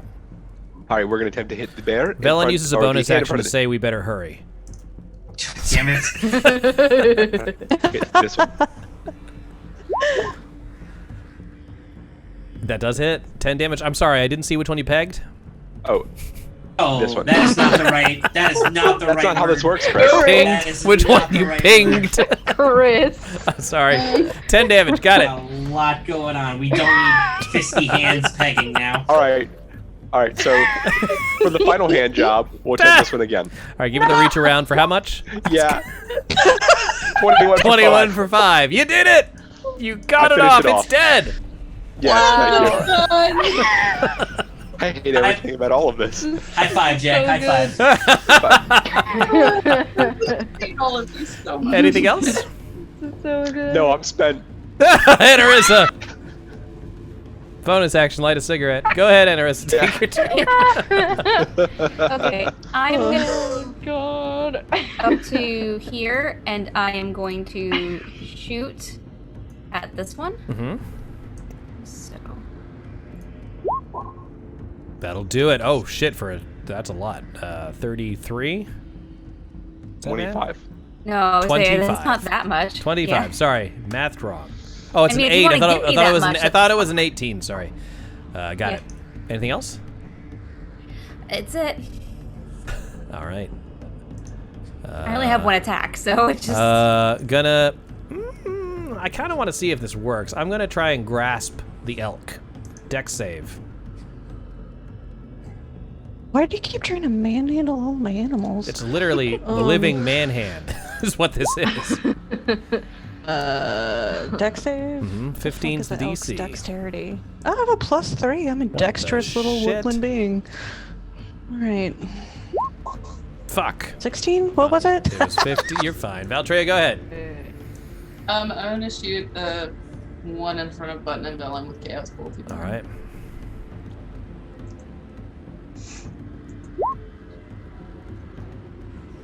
That'll work for 18 damage. What type of damage? That's 7 and a 5. Sorry, I should just keep this pulled up. We're gonna go with lightning. All right. Out of all the types of damage, that one still hurts. Well done. Boom. Anything else? No. Hand. No. 1, 2, Velen, 3, 4, Button. Should be Button. 1. Oh my god. Can it just like rock a cradle? Here we go. Do I want to fist you or grapple you? No. I'm gonna force fist. 25 for 38. Why does he do anything else? Should only do that. You are pushed back 5 feet. 38 damage? Yeah, man. Force damage. It's a fist. It's a giant fist. All right, that's its turn. Button, you're up. Great. I'll come in recklessly. All right. Boom. 27 16 for damage. 16. It is in Button territory. Great. Second attack. That kills 20 it. for 14. Well done. Boom. There's one hand remaining. Anything else? I look at it and I say, these hands are small, I know, but they're not yours. They are my own. Toro, take your turn. Fucking Christ. God. Hey, Chris, real quick before I take my turn, can I see the health bar on the remaining hand? Sorry. You please? Here you go. Ugh. There we go. I'm gonna move here. Do I have line of sight-ish? We need. Oh my gosh! Get 2 Bigby's hand and a 50-foot adventurer's rope and cat's cradle it. Yeah. We get thousands of Bigby's hands to line up across America. Alright, I'm just gonna shoot it from here, Chris. Yep. What is the sound of one hand attacking? Robbie, you just look done. So mad. The sound of one hand fisting. That's the name of this episode. You got 21. That's enough. 21. Oh wait, how much damage? Oh, that is enough to kill it. Well 15. done. Gotta hand it to you. That was a good try. Yes. Like a blind prostitute, the characters How long win. were you holding on to that We are one? gonna move on. I asked Chris to show me the health bars so that I would have a good idea of whether or not I'd be able to kill it and You use did. that line. You did. You barely did, but you did. With that, the entire chamber goes quiet. Barely. With a small. Oh, that was an accident. With a small tower in front of you. What would you like to do? Quit D&D. I would like I would like to leave. Telepathically, Toto tells Button, grab the tower before Velen does. Snatched as soon as I hear her voice. Yep. All right. As soon as you touch the tower, the fabric of reality warps and bends around you, and you arrive somewhere completely different. Everybody. Oh, fuck. Except for the bear. Everybody? Oh, the bear, I don't think it would work, because you summoned it to this plane, and you're somewhere else now. It's a different plane. I don't think that would... I'm going to say no. Bear is fucking gone. Or the bear is still there, but you're not. Let's say that. Okay. Where? Where is the bear? Where you were, but now you're somewhere else. Where? You don't know Do where. fey animals survive planal shifting? Let me just Google that really quick. I'm sure it's already answered. I'm sure there's a Reddit thread about it. All right. So you arrive in a cluttered den, 40 feet long and 20 feet wide, and you see three elderly, strange-looking women with horns growing out of their head, and they are looking towards you, and they eye you, and they invite you into their den. Now, this has a very cool set of artwork. Like, out of all the things I've described today, let me see if I can find this one. Let me see. I offer Button a greater healing potion if you want it. We're going to resolve this first. Fine. I've got 8 hit points. This is who you see greeting you into their den as you're transported into this tower. Right, that's pretty Oh. cool. That's really good art, though. That is pretty cool. Yeah. That's Go. They say, welcome. You've come just in time for dinner. What? Are you having some old friends for dinner?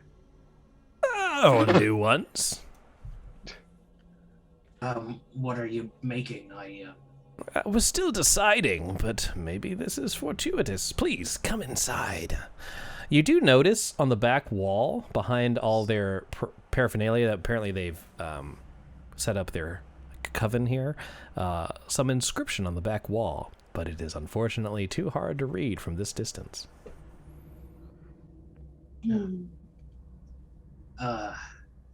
Based on the art, are these tieflings? No, they're night hags, which is similar to what the hag that Figs sold his eye to, or gave his eye to, but those are dusk hags. Similar, not exactly the same.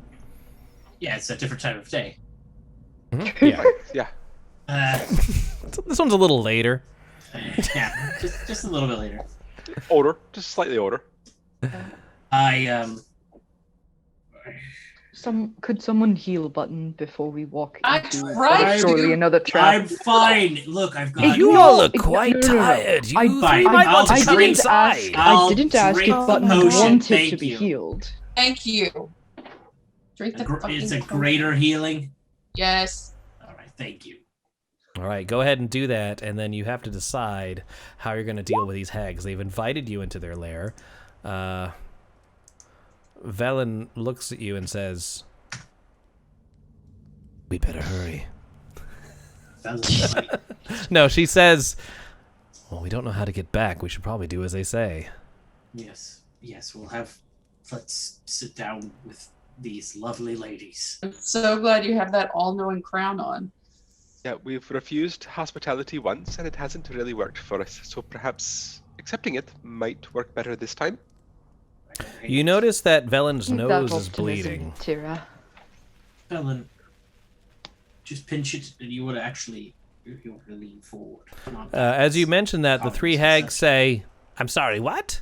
And then you realize they introduce themselves like, "Oh, no, that's Auntie Pitch, that's Auntie Pillage, and that one's Auntie Plunder." Wait, do they not know who they were? No, they thought you were talking to no. them when you said to Velen to pinch her nose. Pinch is one of the hags' names. Oh, okay. Mm-hmm. That's very convenient for me right here. I'll walk in. All right. Yeah. It's actually decently cozy next to their hearth, but the fragrance coming from the cauldron is quite despicable. It's very, it smells like rotten meat, very sulfuric. So the warmth is inviting, the smell is not.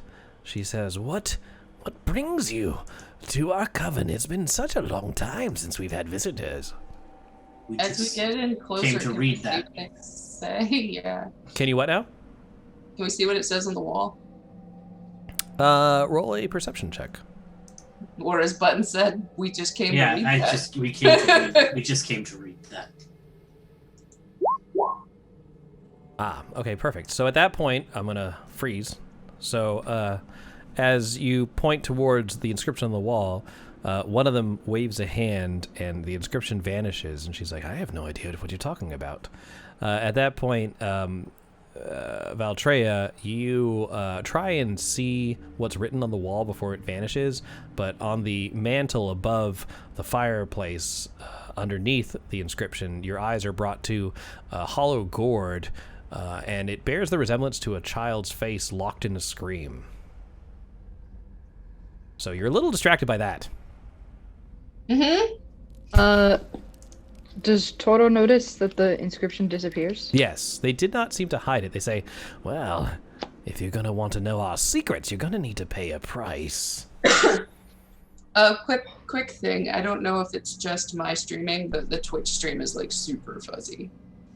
I have 0 drop frames, and... Mine's good. Yeah. Yeah, mine's still good. And it's just me. Just you. Yeah. Mine's a little fuzzy too. I think it's just an internet connection thing. Yeah, the cameras are fuzzy, but the center is good looking. But it's fine. Yeah, but don't know what to tell you. On my end, it looks fine. I'm at 36 kilobytes, so I should be okay. All right. Okay. 36,000 kilobytes. Yeah, sorry. 36 kilobytes. 1 byte. We're all in 8-bit. Okay. Can I roll just a quick perception check to see if they like moved the inscription or if it's like gone completely? Go ahead. 26. You don't see it around the rest of the chamber. You do see other weird items around, strange arcane items used for rituals of some sort, but the inscription seems to be hidden behind an illusion of some sort. What sort of? Can I use a? What sort of other things am I seeing? Let me look at that. Let me answer that in a minute. Let me hear what Zach's saying, and then let me hear what Jack is saying. I just want to ask them what sort of price they need us to pay. Okay, and let me. I'll answer that in a second. Let me hear what Jack was saying. Yeah, I was gonna try to use persuasion to figure out what the price was. Okay. They will gladly tell you the price. No persuasion necessary. They want you to pay it.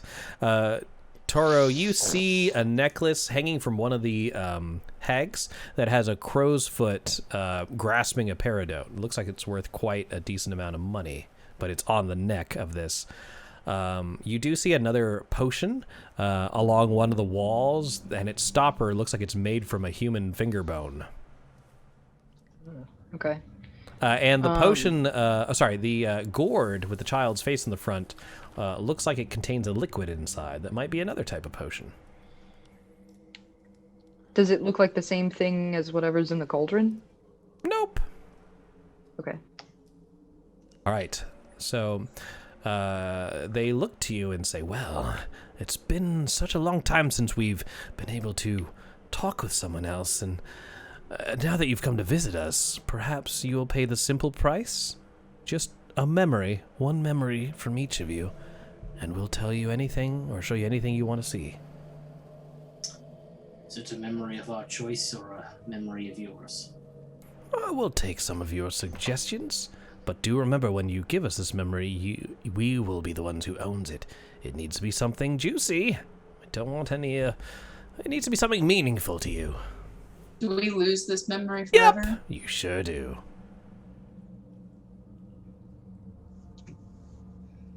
Velen says, we could just kill them.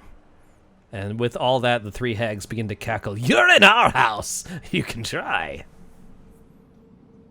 I don't have any desire to fight you, ladies. Is there anything you would take besides memories? Lives, but I think you'd probably want to pay the memory price. Lives and memories. What about this really magical mind flayer skull? We've seen that before. What? They're very rare. So are we. I gotta tell you, I don't think the Mind Flayer Skull's the key to winning this campaign. I don't think so, no. All right. It seems odd, but yeah. So. You're right. I haven't tried on Oriel yet, but we'll see. That's Oriel's one weakness: Mind Flayer Skulls. She's like, oh no, and melts. That'd be so great if that was the case. That'd be so funny.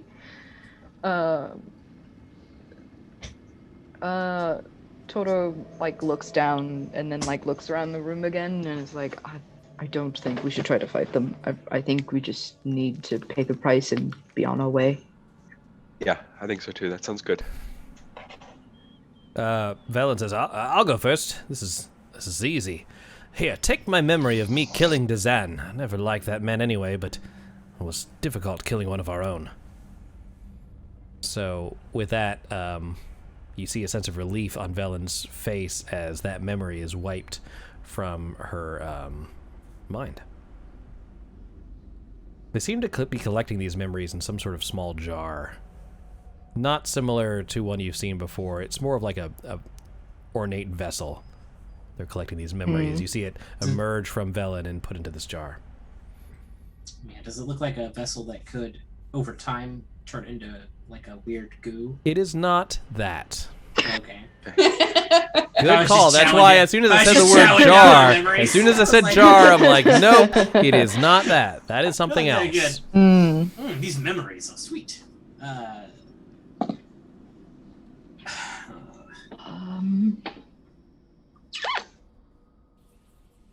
So I asked Velen about what happened when she had to kill Dazan.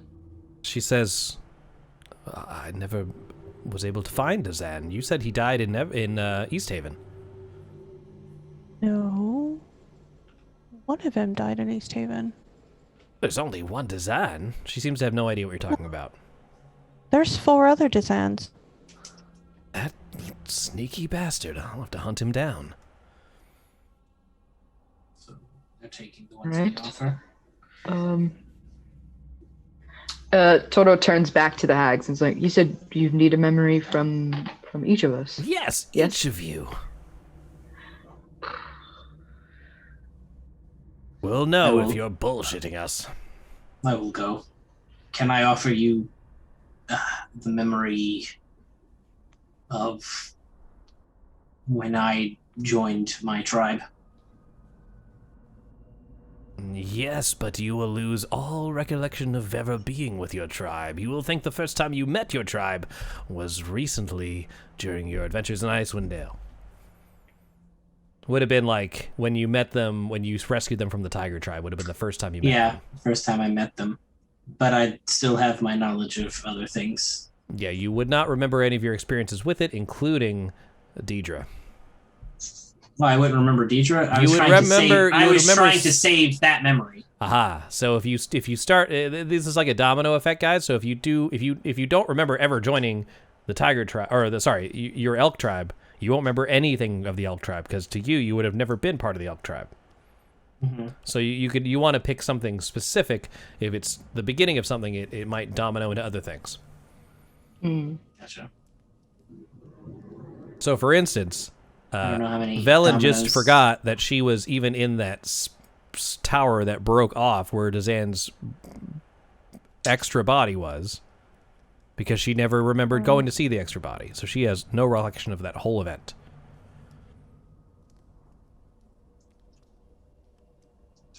Tread carefully. Well, while our players are thinking, let's take a 5-minute break and then reconvene for memory payment. See you guys in 5 minutes. And we're back, everybody. Welcome to Rime of the Frostmaiden, where it shouldn't itch like that. Oh, sorry. Where our characters are about to give up some of their memories to 3 hags that live in a tiny tower in the middle of an ancient city, buried under a ragged glacier in the middle of Icewind Dale, on Faerun, on Toril, in the universe. So at this point, I'm going to ask for volunteers of who would like to give up their memory first. Yeah. If not, I know what I would like to try. Button, should we go with you? I know Right. what I would like to try. Let's hear what Button is going to forget. I will give up the memory of me killing Sefik Kaltro. Oh, I like that very much. All right.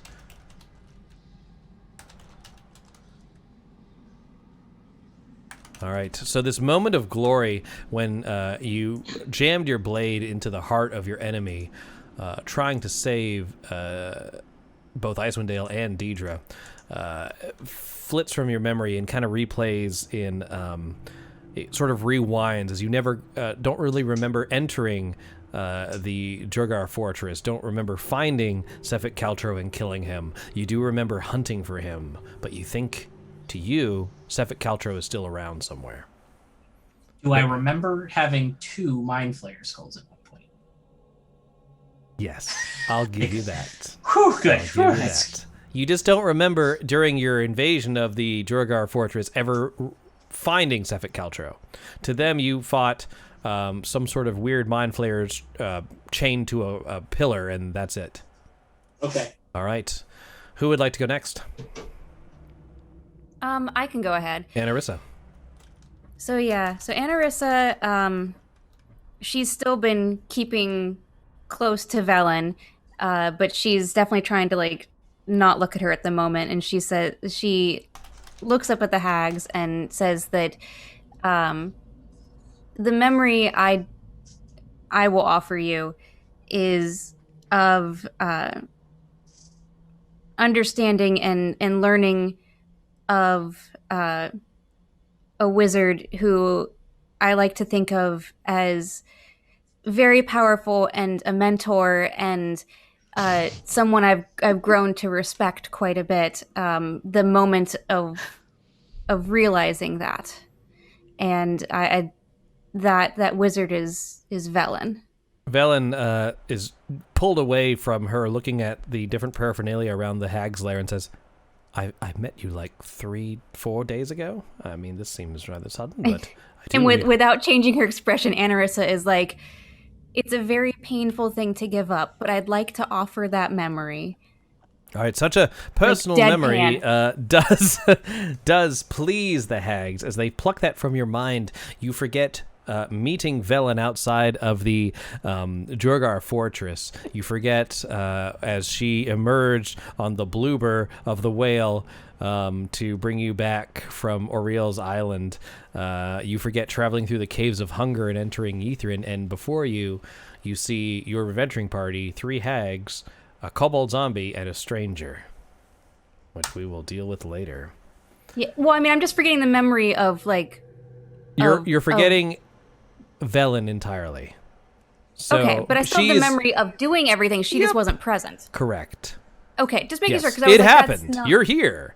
But Yeah. there are small fragments in your memory that will not coincide with your other party members' recollection of how shit went. That's fine. You I are was just no making sure. longer obsessed with Velen Harple as you forget who the hell she is.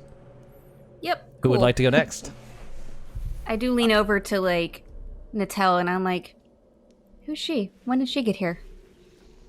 We'll talk about it in a minute, Ani. Okay. Yeah. I'll go. Okay, Tira.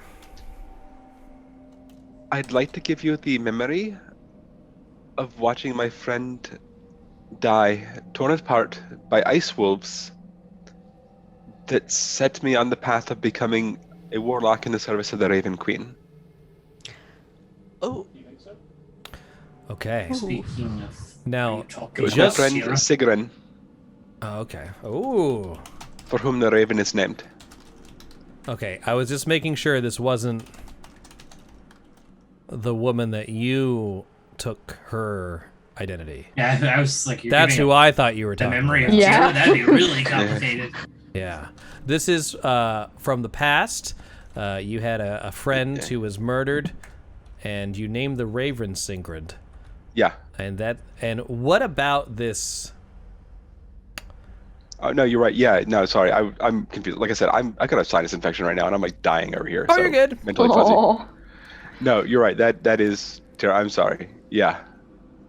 Guys, yeah, Tira. forget I said that. Yes. You are forgetting about Tira. Yeah. Okay, good. Oh shit.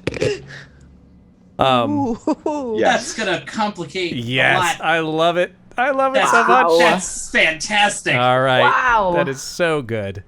So at that point, What a choice. as your mind is trying to grab onto the moment when Tira died, the care you had for her and her family that made you want to transform and sort of take the place of this fallen woman, as the memory fades from your mind, your body begins to transform and lose its shape as well, as before the rest of your party is this sort of androgynous, amorphous, gray being that has lost all semblance of Tira the woman and is in pure doppelganger form in front of you. Who's next? That's nuts. Weird. Guys, does anybody remember Tira's real name? No. Did Tira had a lot of tell us? syllables. If Tira didn't did. tell, Tira can tell us I did. next week. Oh, you Oh. did? No. Okay, then Tira can I tell. have. I've written down. I still have it in front of me. Okay. Yeah, it's in my I didn't notes recall somewhere, that I'm name. sure. It was way back at the Drogarth Orchard. Yeah. Yeah. Oh, that's Yeah. right. I did though. I did tell you the name. Okay. Yeah. Okay. Can you tell me the name? Yeah, I can whisper it to you. Yeah, sure. Yeah, please. And who's next? Oof, that's a tough one to follow up, but I'll go next. Okay. So before I go up to the hags, I turn to Valtreya and I tell her, okay, if we make it back to Waterdeep, don't let me trust her again. And I walk up to the hags and I tell her, I'd like to give you my memory of Yagra Stonefist. Oh, okay. I wish we could all give up our first girlfriends. Very bold of you to assume that was Natel's first girlfriend. That is true. All right, there we go. So, how mean do I want to be? Do it. Bring it. I already lost an eye. Bring it on.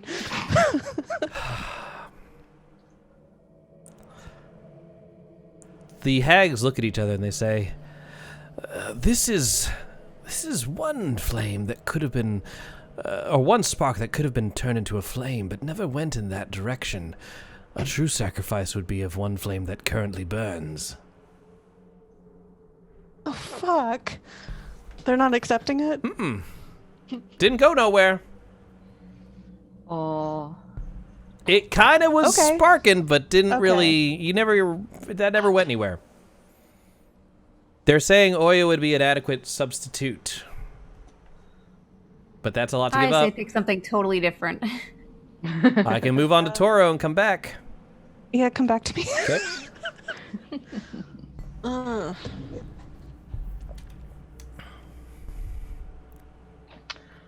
I'm going to go Toro, Valtreya, and then Natel. Okay. Toro steps up and says, I would like for you to remove the memory of my parents. Not my brother, just my parents.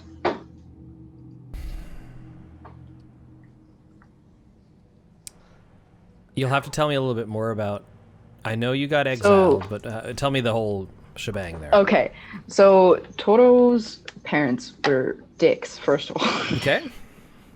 His younger brother was like the sort of favorite son, and so when Toro accidentally killed his brother, his parents had him tried and were the ones who like pushed for his exile. Okay. And so he doesn't want to. His goal here is to lose the painful memory of his parents, but he doesn't feel like he deserves to lose the memory of accidentally killing his brother. The two are too intertwined. You will forget your entire family. It will change your personality, as you won't remember the exile, because you would not have remembered being exiled at all. You basically would forget your entire childhood if you forget your parents. You can I can go to Valtreya and come back, but you can't do one and not the other. No, that's fair. They're not rewriting; they're erasing. Yeah, that's fair. Go to Valtreya and then all right, Valtreya. Valtreya tries to give up her night with the Goliath. Like, that's what comes to her mind. But in that moment, she also thinks back to Waterdeep and the son of one of the families that, like, opposes her family in every way. Like, they try to undercut them. They're basically their rivals. And that's the love of her life, is their son. Okay. Like, as crazy as Val is about, like, jumping on anything that moves, like, she would do anything for that guy. And she went against her parents and stole information and gave it to him for his family. Okay. Which caused her to lose a shit ton of money. I will take that if it is not unrequited. If, like, this guy also felt the same, it's a very much two families. They love each other. Perfect. So he'll remember everything, and Valtreya will remember nothing. Yep. Then I'm cool with it. That works. All right. With that, we'll see how that foreplays. Well, maybe we will, or maybe it'll be in our imaginations how when Valtreya returns to Waterdeep, if the love of her life somehow tries to reconvene, and then this woman has no recollection of this man at all. That's if we make it back to Waterdeep. You make it back. All right, sounds good. Natel or Toro, who would like to go? I'm going to volunteer, yeah. If I roll a 1 or 2, it's Natel. If I roll a 3 or 4, it's Toro. I rolled a 3, it's Toro. Oh, okay. Yeah, I think Toro is, like, thinking about it, and finally he scratches his head and he walks up and he's like,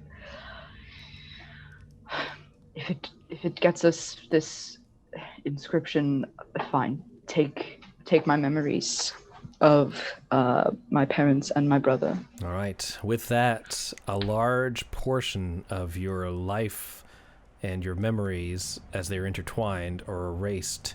You remember wandering through Icewind Dale, working for the Harpers, being sent to investigate certain occurrences in Icewind Dale, but you don't exactly remember anything before that. You don't remember the exile. You don't remember the death of your brother or the exile from your parents. Everything before that is sort of a blur, and that might drive your character forward from this point on to recollect what you just gave up. Yeah. Does he remember where he's from? I'm going to say no. Okay, so he has no idea where his I'm home going to is. say his journey has started much where we as players have encountered Toro, and anything before that being such a tied-in part. If you forget, your upbringing, that's all just gone. It's just a cloud. Okay. All right. That might change your personality, which we could discuss later. Sure. Natel, you're up. Okay.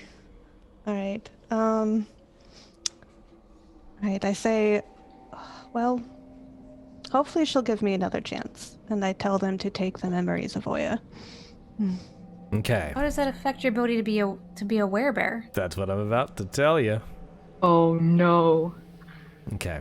I'll still be a werebear. I just maybe won't know I'm a werebear. Exactly. No, you're a So, with these memories taken back, these moments of passion in the Goliath caves are completely erased, and you remember borrowing the griffins as you were sent out to get to Aurelia's Island, but you don't remember anything about your stay really at the Goliath caves. You remember Goat Ball. That's important. You remember that being very important. But your interactions with Oya, you don't even remember meeting Oya in the mountains outside of the Goliaths. You don't remember being bitten. You don't remember contracting lycanthropy or ever shifting out of wild shape. Yes. Werebear, no. So what that's going to mechanically do is, until you get a grip on this, you can't just say, I'm a werebear now. Mm-hmm. All right. I have to figure out. You'll have to figure it out. Because I still shift when I'm emotional. Yeah, right? when certain things do it, the rest of us can tell you if we get out of this. Yeah, but you'll think they're bullshitting you.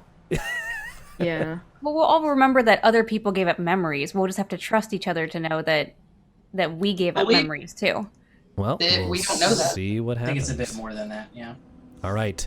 So at this point, everyone has given up a memory. Did I skip anybody? Are we all good? Nope, we're all good. Well done. All right, let me make sure I mark all these down. And then Nora is there background, background. And then Natal is Mirnix will be sense of direction. I'll talk to them separately, and we'll deal with that later. At this point, the hags seem satiated, and the vessel looks full. And with that, they sort of seem to lose interest in you as they brush their hand away, and the inscription reappears above the mantle. And above it, it says, "Second, summon a flame in the palm of your hand."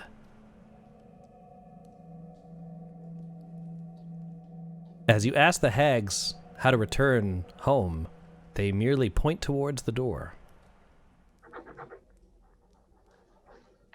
Toro turns and leaves. All right, Toro vanishes.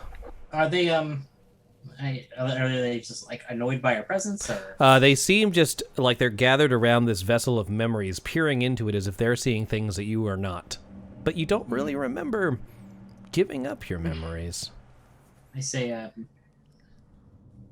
what we're about to come up against, are you familiar with her? How long have you been in this tower? As long as we can remember. It's been many years, centuries, millennia. It's hard to tell here. Time is strange. Anyway, leave us alone. We have we have our programs to watch as they're peering into the 27 years of programs from Toto, yeah. Very well. Oh, I gave them some spicy ones, so let's get out of here, please. Soda Bell. If you want to thaw the ice of Icewind Dale. No, moving on. So you, with that, walk through the door, and the, unless I'm mistaken, you exit the tower. Yeah, we leave. And you arrive back where you were. You see the bear that Natel summoned just sitting there waiting for your return. And with this, everybody, you should have, according to my notes, gotten every single clue. Except for the missing word. Except for a missing word. So next week, we'll see if the party can put all these clues together and see where that leads us. Until next time, be sure to check out Steven on Thursday. He's got some painting, and then Sunday morning, more painting. So with that, guys, we will see you next week as we're approaching close to the finale of our Rime of the Frostmaiden campaign. Thanks for joining us. See you next time. Bye-bye. Hi, everybody. Bye. Good night.